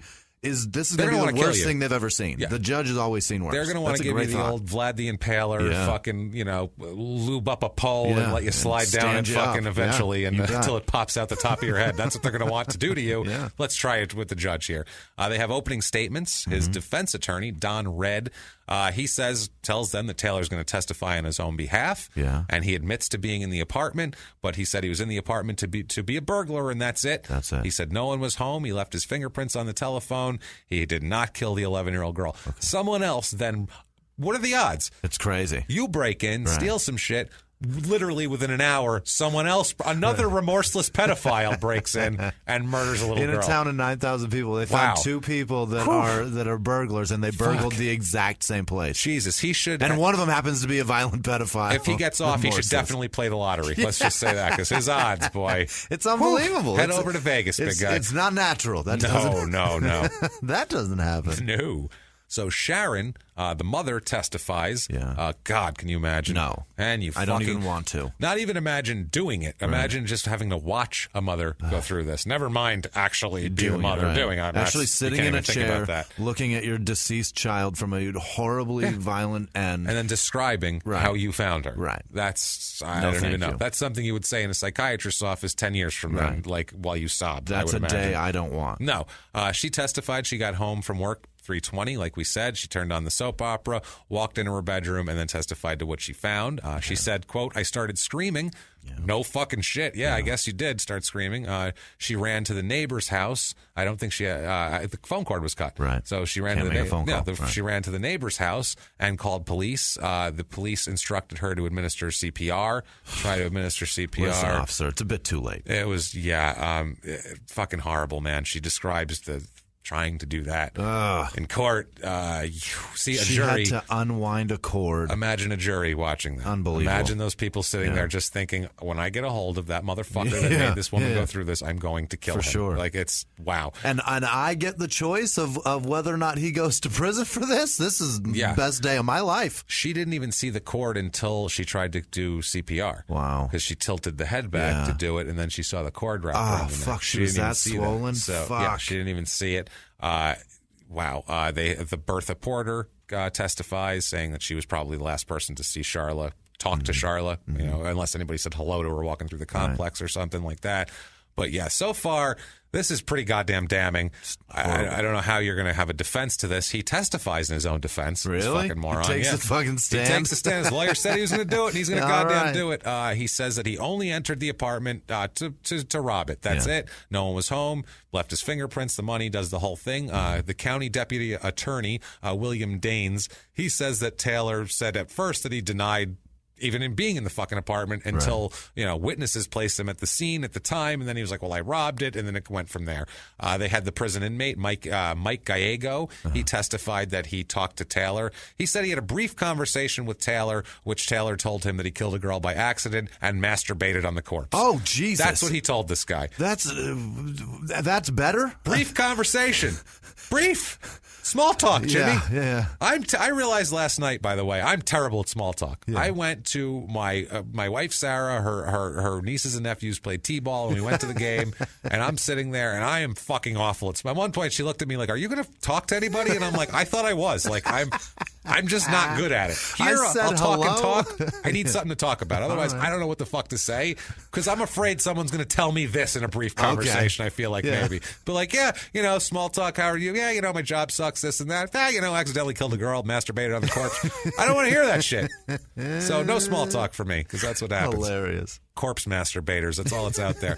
The crime lab guys here, James Gaskill and Dwayne Moyes, they testified that the person who cut the cord and had the whole deal. He said that's the same person. It's all happened by the same guy as the person who left the fingerprints on the phone. It's all consistent. The lab director said that the prints matched fingers on Taylor's left hand. That was the big one here. That fucking one bit. If this asshole put a glove on, not going to fucking catch Nobody him. Gets I mean, caught. they can put him in there, and people say I saw him around it, but there's no proof. Not enough to. He's going to sit in there and go, I don't know what you're talking about, and what are they going to say? Right. There's no physical evidence. Right. There's nobody saw him actually do it. He would have been one of those guys where they're like, we know he fucking did it, but we let him go, and they keep an eye on him. One of those guys, but nope, he fucked that up good. Thank God he's incompetent on top of everything. No doubt. The crime lab guy also said that there's no evidence in the apartment to indicate a burglary took place or that any other person was connected to anything. Wow. He said nothing, that this was a killing and a raping, and that's all that happened here. That's the reason for the entry. Yes. So that all happens. December 5th, 1989 is the verdict from the judge. He comes out. He's Taylor's expecting some legal wisdom to come down and see through this incredible ruse that the state has put on. this poor man. Judge Roth finds Taylor guilty of first-degree child rape and first-degree murder. Wow. So fuck you. And in Utah, first-degree child rape. That is not good. No. Unless you are FDLS and have a compound. Right. So now we go to the penalty phase here. Penalty phase is, like we know what this is here, they introduce evidence of, this is when you try to tell your sob story. Right. Don't kill me. I had a terrible night. I had a terrible childhood. Right. And I raped my sister constantly. Like, that's his childhood. I don't deserve to die, obviously. Yeah, he said he was, when he was a juvenile, he had a lot of criminal acts that he was charged and never convicted with. And this is the prosecutor's going to say also. Now they're going to get to say, you want to talk about your childhood? Yeah. Let's talk about your fucking childhood. Yeah. Why don't we? Yeah. How about sexual intercourse with your younger sister against her will when she was 12 years old repeatedly? How about burglary of a home? And we're going to get into the details of that. How about sexual abuse of a 6-year-old neighbor girl? Oh, no. Oh, yeah. Evidence introduced convictions of burglary, the concealed weapons, after he was an adult, raping kids.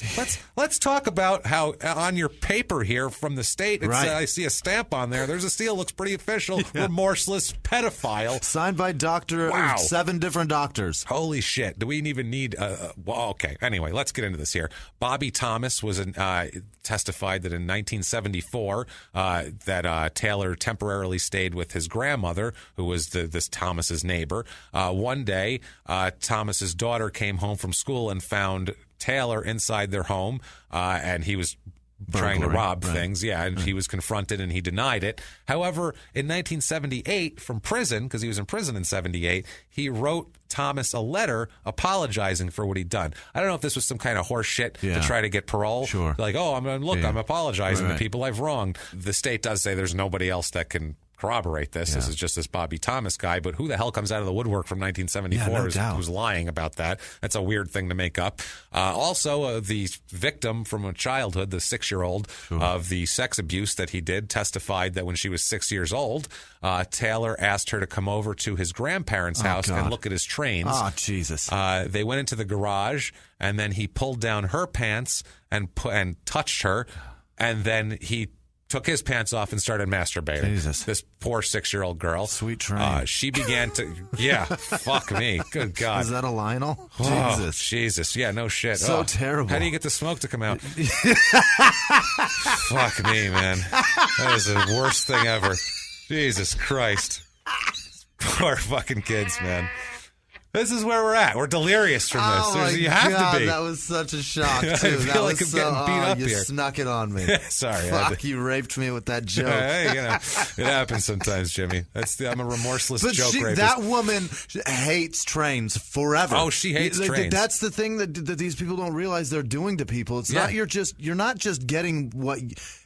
They don't give a fuck. Yeah. They don't care. That's what it is. And this they don't care. when he was still working it out, too, because when she screamed and cried, he stopped. Really? He didn't figure out yet. I got to shut her up and do what I want. Eventually, there's consequences. This is when he was trying to work it out. Yeah. You know what I mean? Trying to work out whatever sick shit that got him off. It doesn't just end after it's ended. After the whistle blows and the smoke comes out, it still goes. There's still problems. Now, Taylor claims that there's no other witnesses to any of this stuff, and that with all these criminal acts discussed in court, like, what the fuck? Like, this is tainting shit. This is prejudicial, and it's not true. But it's not prejudicial because people are coming out of the goddamn woodwork. And this guy, I don't give a shit He's if it's legal or affected not. so many lives. Holy fuck. Yeah, I'm... Well, Jesus Christ, man. During the penalty phase here, Taylor's another half-sister of his, Leslie Beal, God knows what he did to her, traveled from Florida to testify for him about his the harsh treatment from his stepfather. Don't care. And, and that he was tried so hard in his 3 years as a sex offender program at a Florida mental institution. So he's doing time at Florida mental institutions and sex offender programs like we talked about. Holy goddamn shit. Things were not going to look good for That's not a positive thing, by the way. On your behalf, like she's going to come out and be like, he was been in a sexual a mental institute for the sexually depraved. Like, that guy was there. He can't help it. Don't do anything to him. He can't help it. He's not depraved. He's just, there's just something wrong with him. And it's, there is something wrong with him. He's fucking depraved. My stepfather was so mean to him. And that's why he's got to do this. No. And it's like, no, you stabbed your stepdad. Right. That was enough. You're even at that point. Right. Once you stab a guy. You got even with that guy. That should fix it. And once you stab a guy, I think you're even. Right? I don't know. I think you're right. I think you're right. For most things, anyway. So December 9th, December 19th, 1989 is sentencing here. Okay. And Roth says, Judge Roth says that the facts of the case outweigh any mitigating circumstances this guy could possibly fucking prevent. Yeah. And he is, well, let's do this here. You, sir, may fuck off to death row. Oh, my God. You are getting executed, asshole. Holy shit. And like we said, we're not big death penalty guys. Kill this guy now. For sure. Kill him however you want. I don't give a shit. I'm just jacked that they did it. Guy. He's the first. How about that he wanted a judge because the judges always seem worse. But and he gets he was death. Fucked either way. Wowza. He would have got death probably with jurors jumping out of the box to do it themselves if it was a jury. So at least the judge said, we're going to let a guy, let somebody else do it. They're all going to bring their own extension cords. Yeah, in this county, he's the first person to be sentenced to death in this county in 40 years. Wow. So it's a big deal. Yeah. Because also, this is the death penalty was just coming back in the 80s because we had from 66 to 76, there was no death penalty in the U.S. The Supreme Court struck it down. I think and then it started coming back. I think fucking what's the guy with the bug? Why can't I think of his name? Guy with the bug. The Volkswagen bug. Bundy. Bundy's kind of the one that changed the argument where everybody's like, well, maybe we should have that. It was all those Green River Killer, all those late 70s, early 80s serial killers. Right. People were like, well, we got to kill that guy. We got to kill some people. Yeah. Now they just put it for a guy who robs a liquor store. Right. And, but this is what it was meant for. Right. This is why we design it. Perfect. Right. Yeah. Kill this. But I don't like the state doing it. Like I said, this should be, we've decided to release him into the street for vigilante justice. Do whatever the fuck you want to this guy. I don't care. Somebody give Sharon a very large weapon and let her fix it. Let's Sharon pinata this fucking guy. I would enjoy that. Until his organs come out like mini Snickers. I don't give a shit. I'm tired of this asshole already. So, fuck. Unbelievable. He's sentenced to death there. 1990, and I don't even care about this. Fuck this guy. His father, Albert, who had been at the court proceedings this whole time because he lived in Utah here, he dies of heart failure on October 8th, 1990. What kind of a monster was he, though? I mean, God damn it. He created a pedophile. Right. This guy was in that guy's balls, so who gives a shit? And who knows what he did to him to cause this. So I don't trust this guy as far as I can throw him either.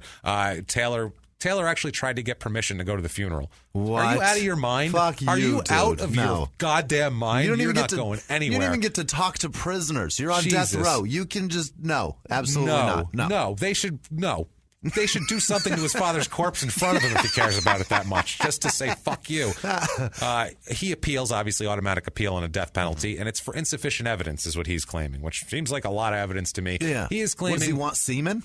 No, he's claiming I want semen. Right. He's claiming all of the old stuff they brought in, people he did old. No, they're saying that shouldn't have been allowed in. Okay. And they're like, well, yeah, it should have been because that's people saying that this guy did this to me. So anyway, about the insufficient evidence claim, and they're talking about the lawyers that are representing him because people are doing this for free because it's a death penalty case in Utah, and we'll find out why, but it's very high profile. So lawyers are doing it for free for the the status of it. Pro bono, just to have their name on the news every goddamn night. Sharon King here, the mother, says, quote, I'm really upset about it. What if it was their child? My baby had just as much right to live as John Albert Taylor. I believe these kind of lawyers, when one of their clients gets out and kills again, the blood's on their hands too. Well, I mean, the lawyer's he's not getting out, so this guy's there's not that. Getting out. But here's the other thing. But she has a right to feel however she wants. Angry and mad. Sharon's absolutely right, but her baby also, if her baby became a criminal, deserves a good lawyer. You want a lawyer. Everybody needs a lawyer. You want as good of a lawyer as the prosecution has. That should be fair. And in this spectrum of lawyers, there are good lawyers and there are scumbag lawyers and there's scumbag lawyers who are good too. And it's just like any other goddamn profession. So those people are probably scumbags. So, any lawyer who doesn't need the publicity would go, I'm not fucking defending that guy. No.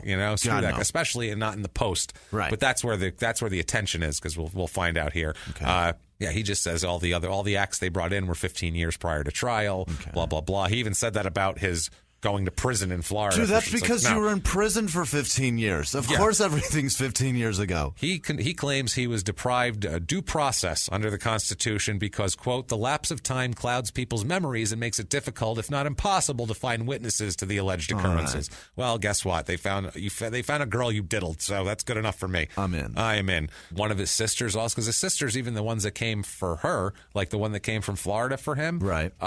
She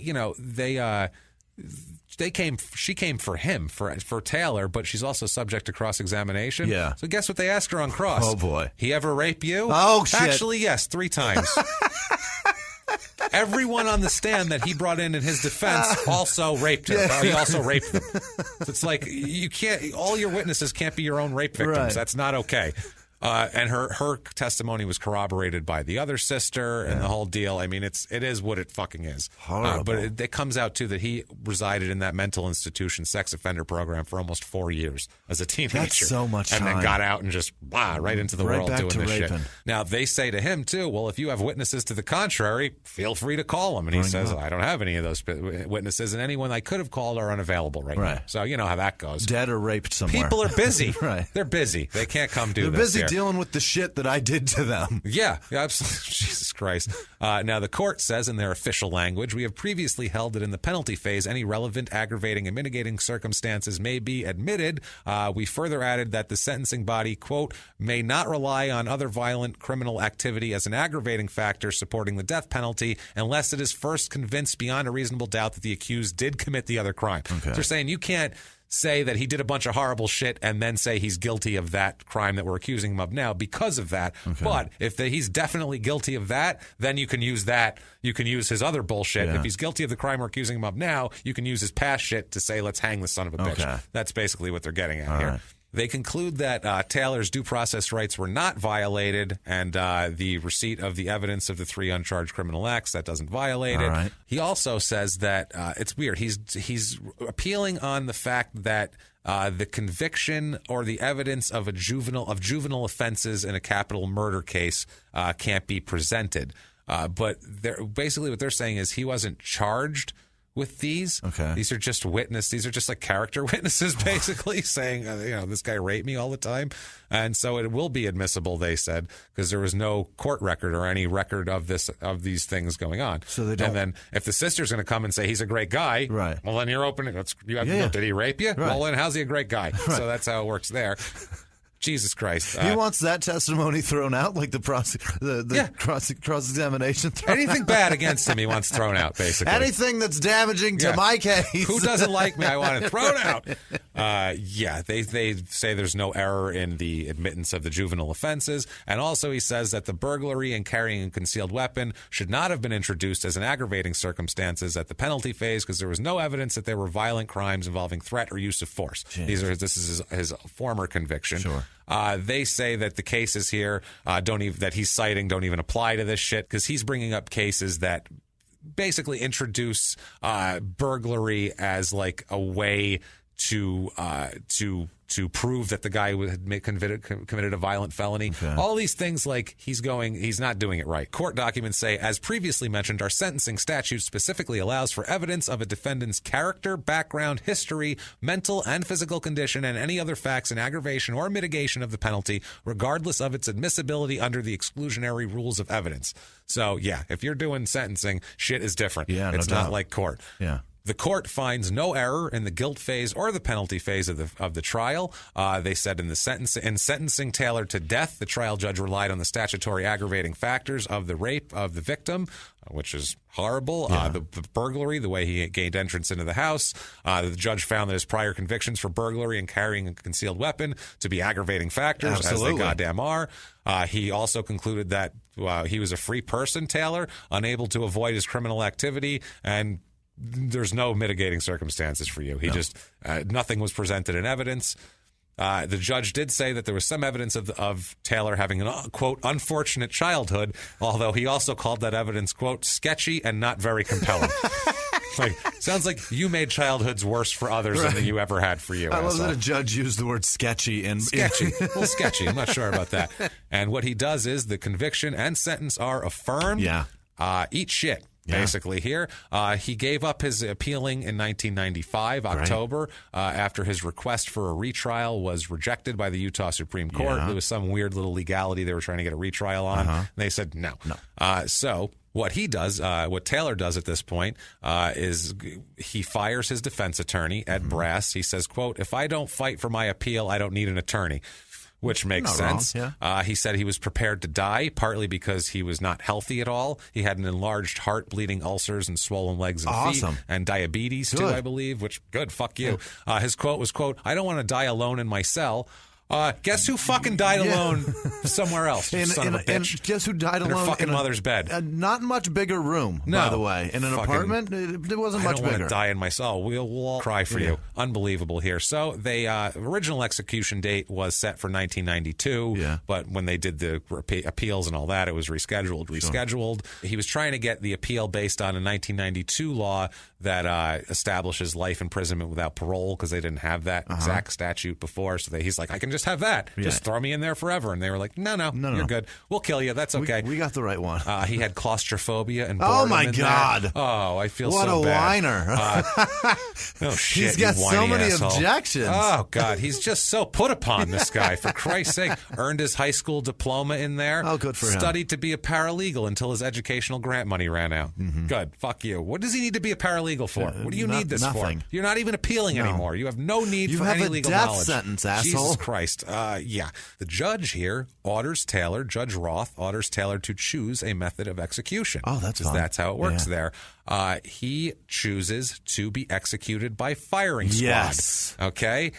Firing squad, he says, to make the process more difficult for Utah state officials. In an interview, he said, quote, "I didn't commit the murder, and I'm not going to submit to letting them kill me on that table. I don't want to go out flopping around like a fish out of water on that table." How do you think you go out when you get shot? He said, you're going to flop a little. He said, quote, "To be strapped to a table and injected full of drugs leaves me with a feeling of helplessness because I am innocent of the crime for which I was convicted of. Anyway, if my execution is carried out, it will be murder. Granted, it may be legally sanctioned, but nonetheless, murder it will be. And the firing squad is my way of showing that point. And because of the cost and inconvenience it will cause the state, because they are not really prepared for an execution by firing squad." Which is true, because they had not had one since 1977. Wow. Because it's not... In 77 they did one? 76, I'm sorry. Okay. 77, That's awesome. No, it was 77. That's crazy. Gary Gilmore. Okay.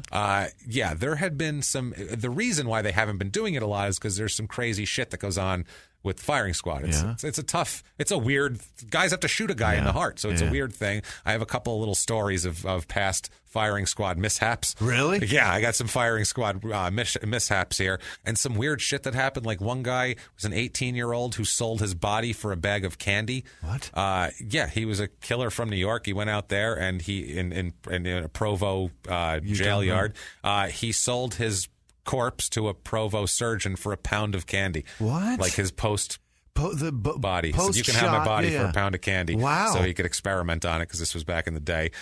Super weird. One guy allowed an EKG, basically, to monitor his heartbeat during his death by firing squad, which is crazy. His heart stopped 15.6 seconds after the bullet struck, which is crazy. His heart rate went from 72 beats to 180 beats at the moment he was strapped into the chair. Which, imagine that. And he donated his body to the university there. Another guy just ended up getting a hold of some drugs and OD'd the night before the firing squad. Which, get out of there. That's cool. This other guy named this guy's crazy, man. Kirkham.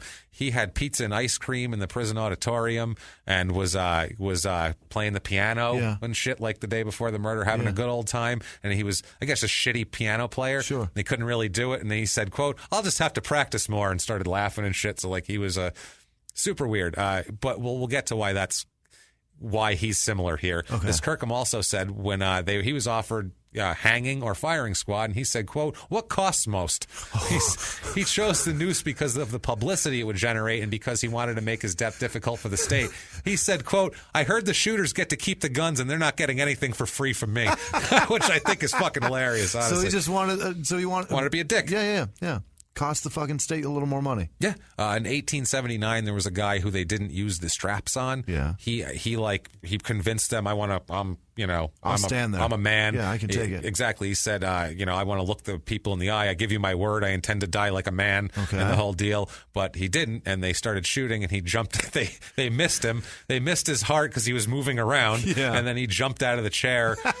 He jumped out of the chair screaming, oh my God, they've missed. And it took 27 minutes for him to die. Wow. So that is fucking horrible, man. They hit him in the shoulder and just a he moved a little bit. It's a heart of, Jesus Christ.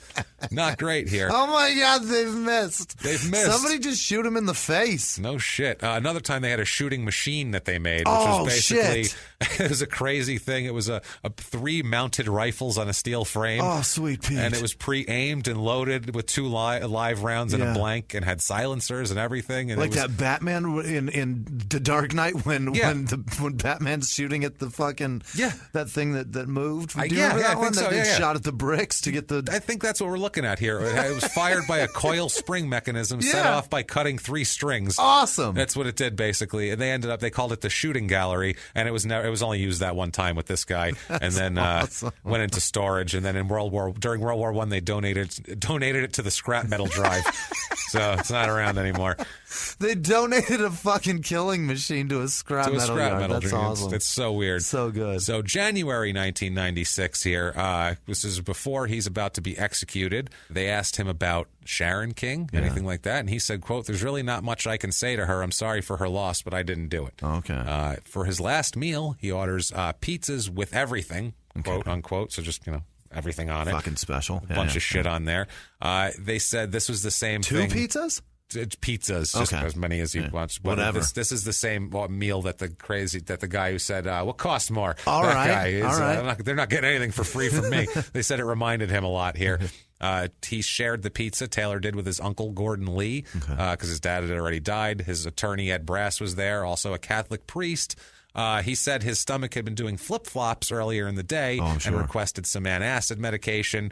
And he said he didn't want any more pizza, soda, or coffee because his stomach was bothering him. Yeah. And he refused a sedative also. By the way, too, he got religious in the last couple of weeks before his death. He tried to pull that shit. I don't know what good he thinks that's going to fucking do him, but whatever.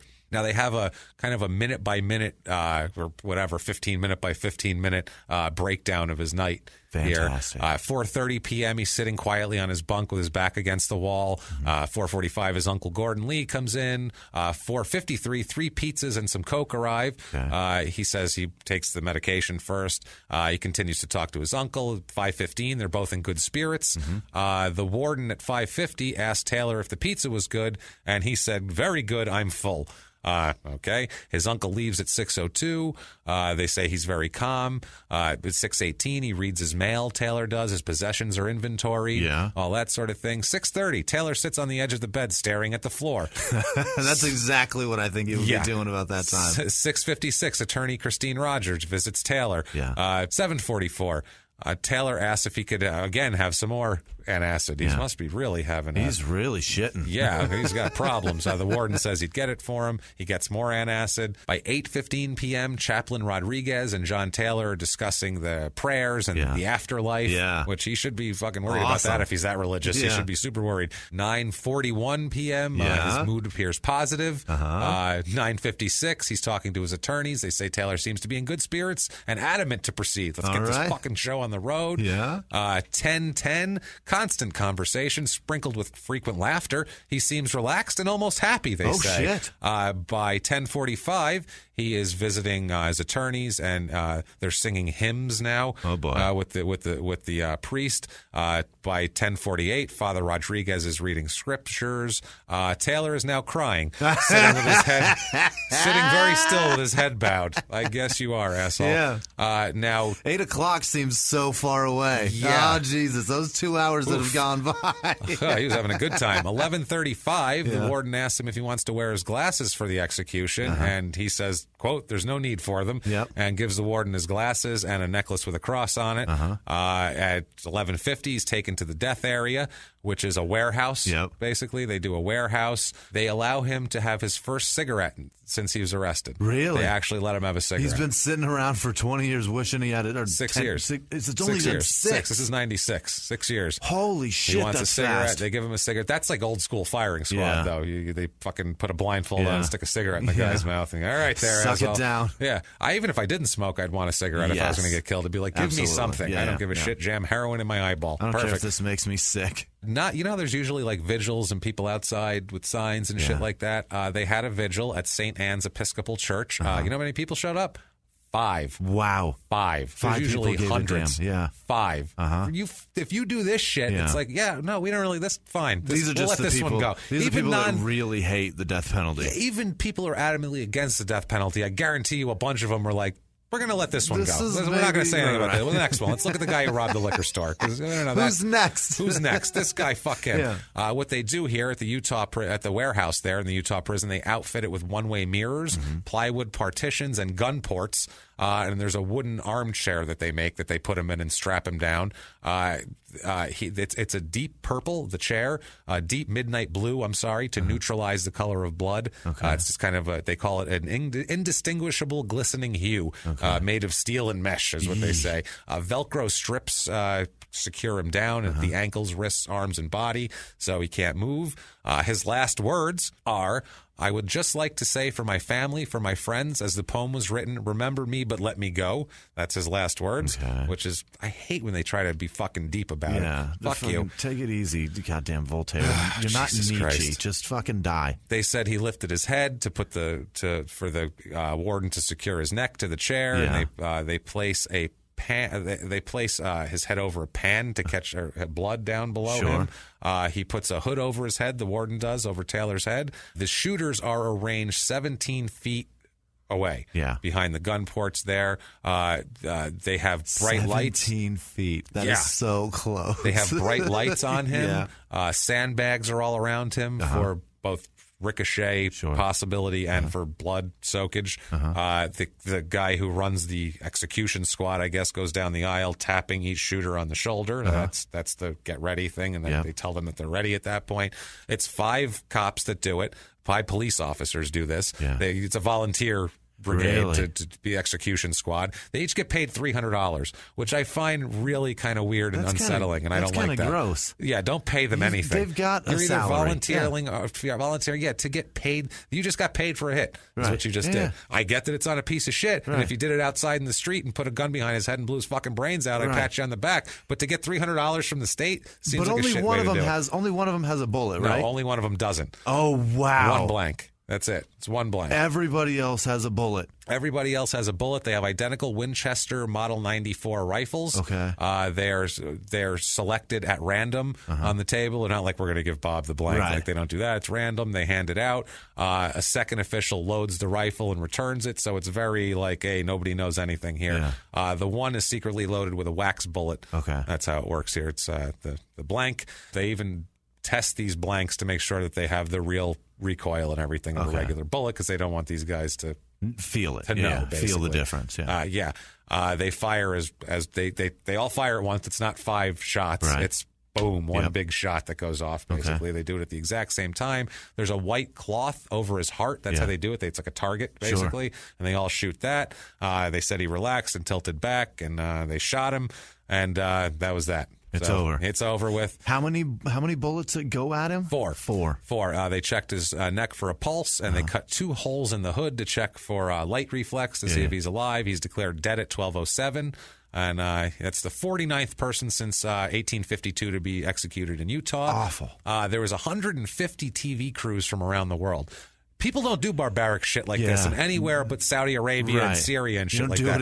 Nobody does that. Organized, civilized countries. There are, I guarantee you, in Belgium, they do not march anybody into a thing and shine lights on them and people shoot them in the heart. It does not fucking happen. So, I mean, whatever. We're not even going to get into the whatever it is, but it's interesting that people around the world to go, wow, they're going to shoot somebody? That's fucking creepy. They had a lot of reporters there, obviously, like I said. One of them here, Kevin Dale Stanfield, said, quote, "The image I have when I close my eyes is of his chest heaving upward after he was shot. So it's for normal people. You don't see anybody get shot. Yeah. He, like I said, the first one since Gary Gilmore it was. The only person he had there was Gordon Lee, his uncle. Right. And he said his quote was, quote, "I guess that answers that, don't it?" That was answers okay. what? The question of whether he can die from a gunshot to the heart, I guess. How was the pizza? No shit, right? They cremate him. They ship him to his uncle Gordon there.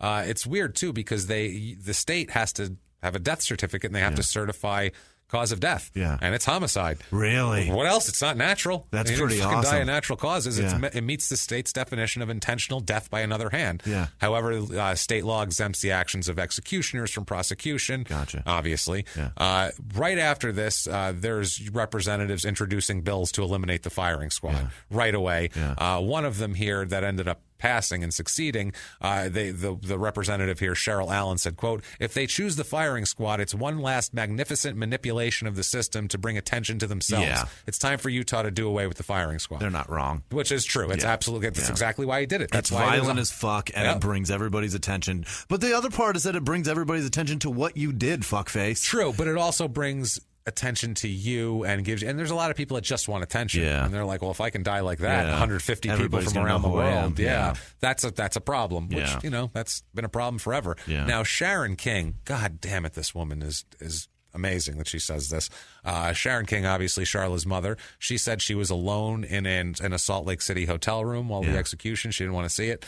She said, quote, "I felt something pass through my heart around midnight and felt he was dead. Part of me wanted him to die and the other part of me felt bad for him. My heart goes out to his mom." Wow. What a fucking nice She person. knows what it's like to lose a baby. Yeah, but he said part of me, not even just his mom, part of me felt bad for him, she said. That's a person. That's a human fucking being, man. So she has emotion. That's the difference between her and him, though. He didn't have it. No, he's a remorseless everything. And the only person he felt sorry for is him also. Yeah, she feels remorse for this guy who killed her daughter. Who's a remorseless pedophile. Yeah, and even she feels remorse for this. Wow. Now, Charlotte King's uncle was also there, Elliot King. He said, quote, "I was glad I got to see it. I thought he died very, very quickly."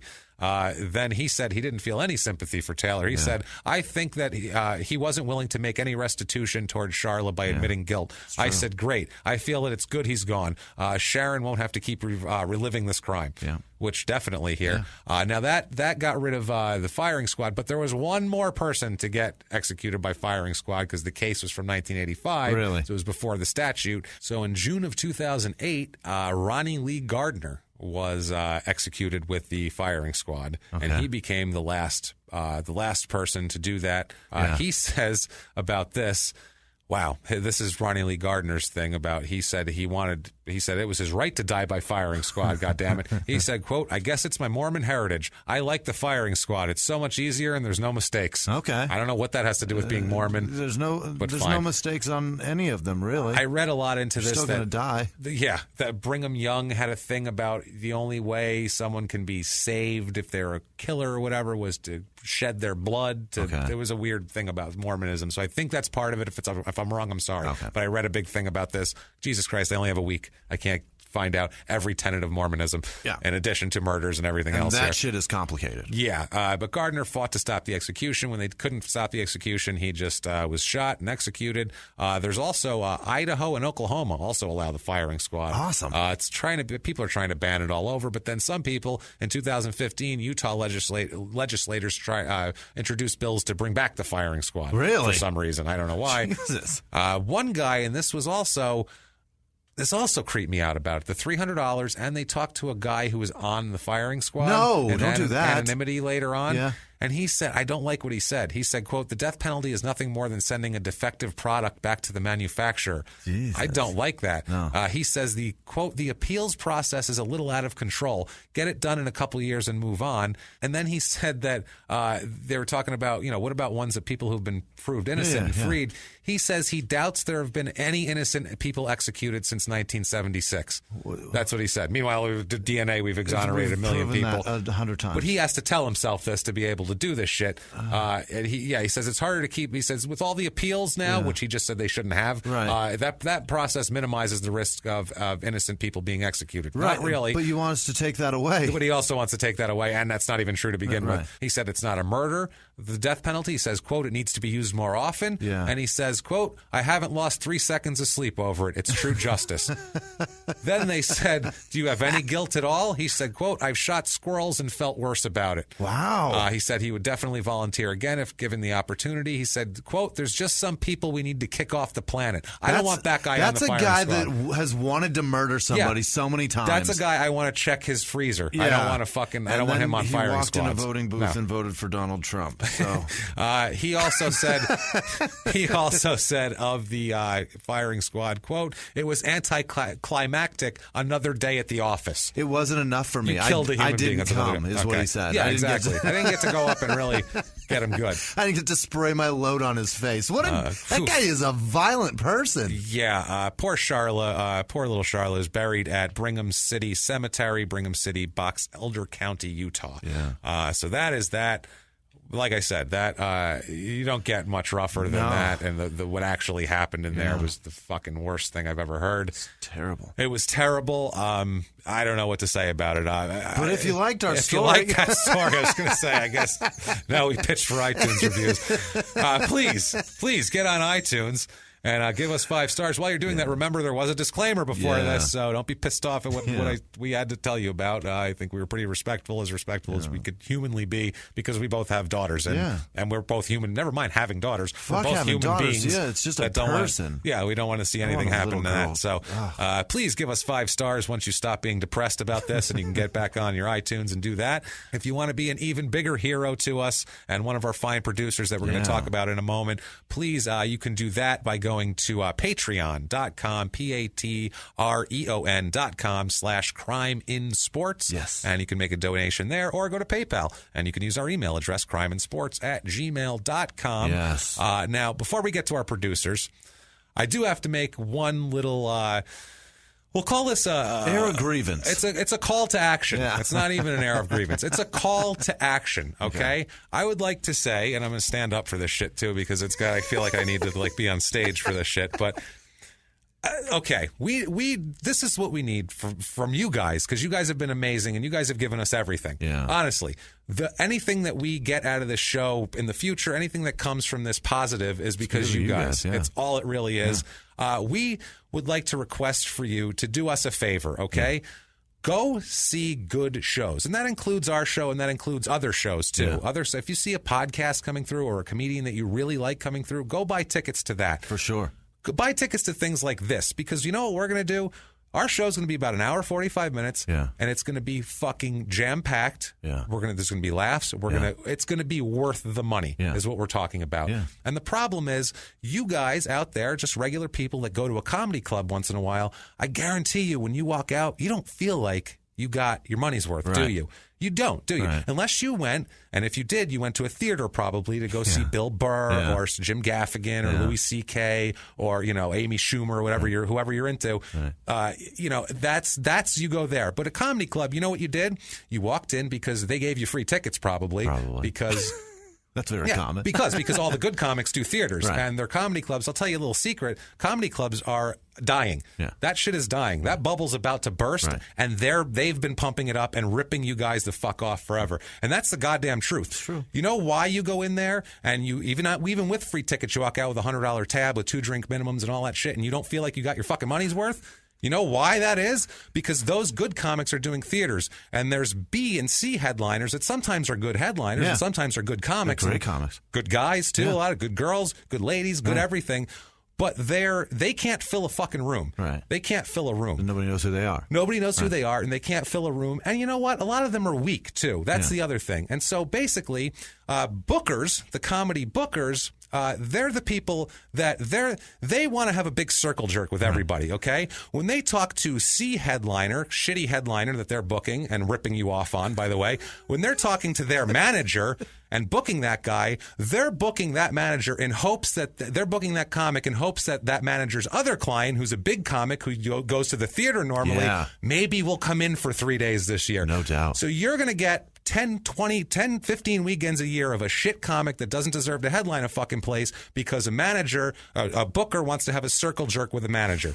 That's how it works. Because in this fucking business, nobody can be truthful. Everybody's got to remain friends. Right. That's the bullshit. And in the end, guess what? You get to pay for that shit. It's your wallet. Your money paying for that bullshit pays for them to have lunches and slap each other on the fucking backs. Right. How about let's kick them out of power? Let's get them the fuck out of the position to have any decision-making ability whatsoever. You guys do it. You choose who you want to see. Let them go to an industry that won't promote fucking up that industry. Right.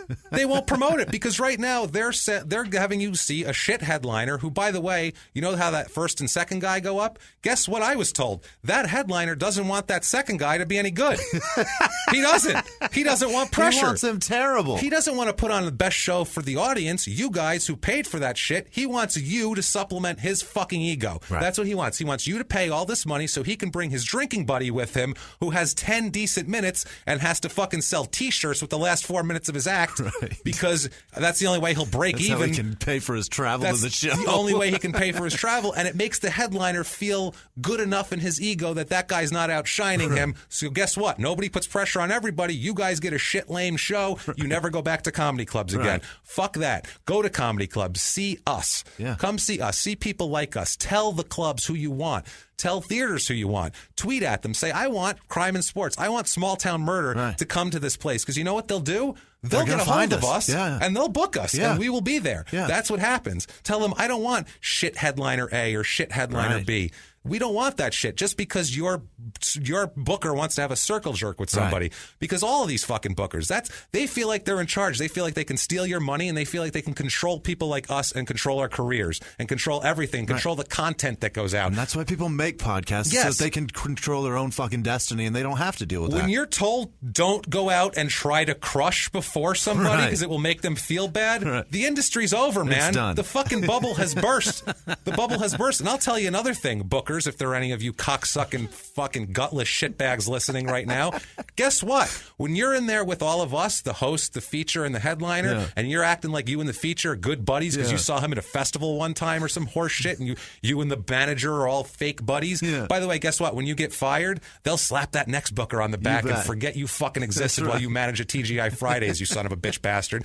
But you know what they say as soon as you walk out of the room and everybody's, you treat us like shit and you're all nice to the headliner? They turn to us, the comics, and they say, don't trust that fucking guy as far as you can throw him. He's a scumbag. That's what they say. Every one of them. And you know what? They've known us for 30 seconds. They don't know if we're funny. They don't know a goddamn thing.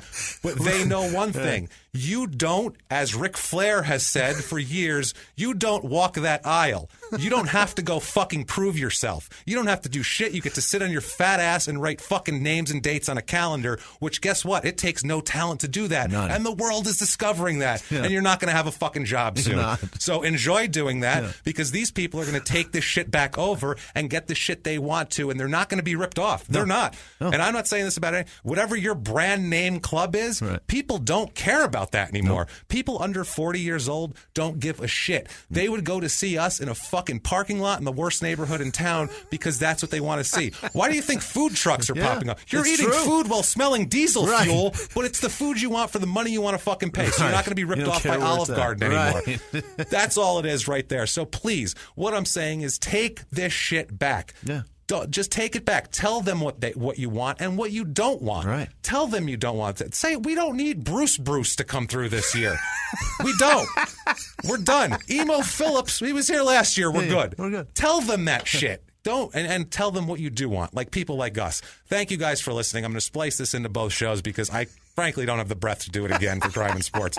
So with that said, I would like to give the floor over to Jimmy to tell us about these amazing producers who have done exactly what we're asking to do, have ponied up. They've ponied up money. They've ponied up time. And they're the future of this. If there's going to be a future of anything funny that goes and people can go see that's fun, these are the people who are going to provide it for us. It's people like Bradley Harker and Dana Grayson, big homie Dana. Thanks for listening, Dana brother. Grayson. Appreciate you. Thanks. Ingrid Stokey or Stocky or Stock. I'm not. It's Stokke, and she's the one actually that sent the NOK money. The thank North you. Korea money. Yeah, that was awesome. Thank you, Ingrid. We loved being able to convert that. Unbelievable. Like, hey, cool.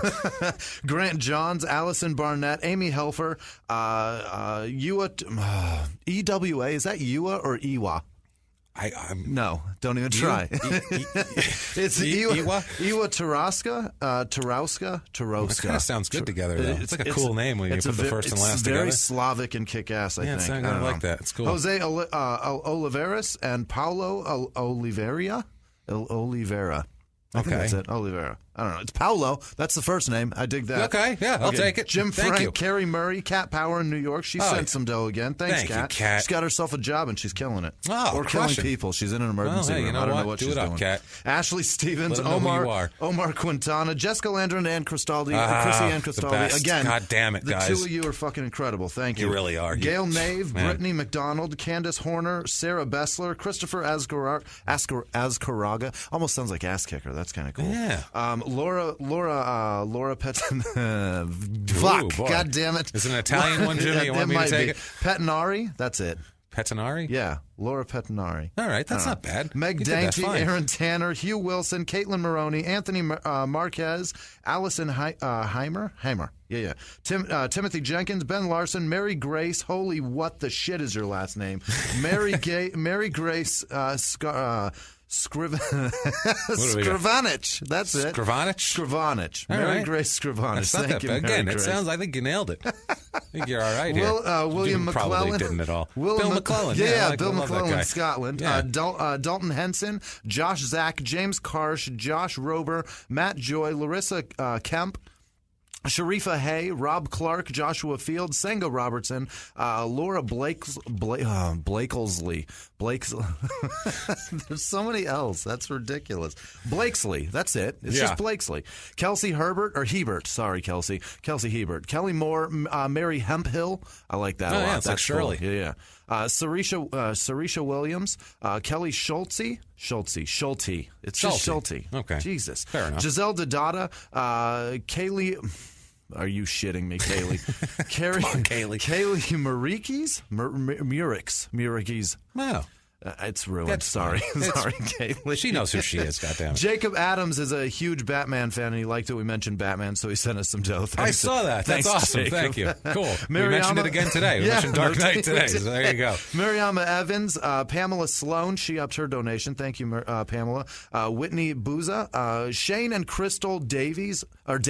Shane and Crystal, they're truck drivers. They're a tandem truck driver, husband and wife, and they. That's so cool. He gets rest now because she listens to the show. So thank you Fucking guys for badass. listening. Right on. Sherry Neese, Bennett Williams, Captain Surly, Nancy Leeds, Charlotte. Fucking hell! I thought I was going to get through this. Charlotte Karuba. It's Karuba. It's got to be.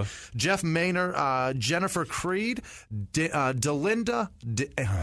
God damn it, Delinda Andrews Lewinge or Lewinge. No. Ooh. I'm ruining it. I'm so sorry. Lewinge? Maybe. I don't know. I'm not sure. I don't think any of those are right. And Matt Jelinek. Thank you guys so much. God damn it. Thank you guys. For giving a shit. Thank you for supporting this and continue to do so. Thank you guys. Really.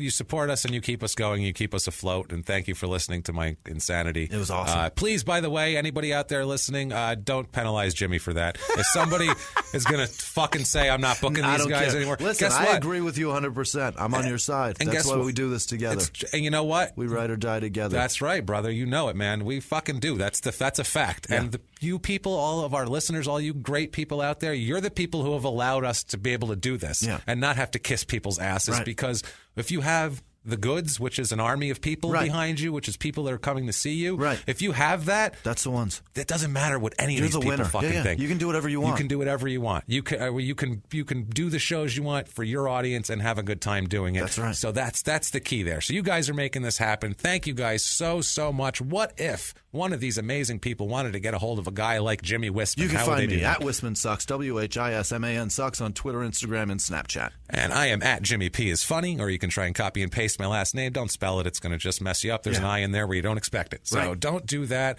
Yeah, guys, keep doing that stuff. iTunes, get on that. Do everything. Listen to Crime and Sports also. Guys, it's been a blast. We've had fun. Until next week, it's been our pleasure. Bye.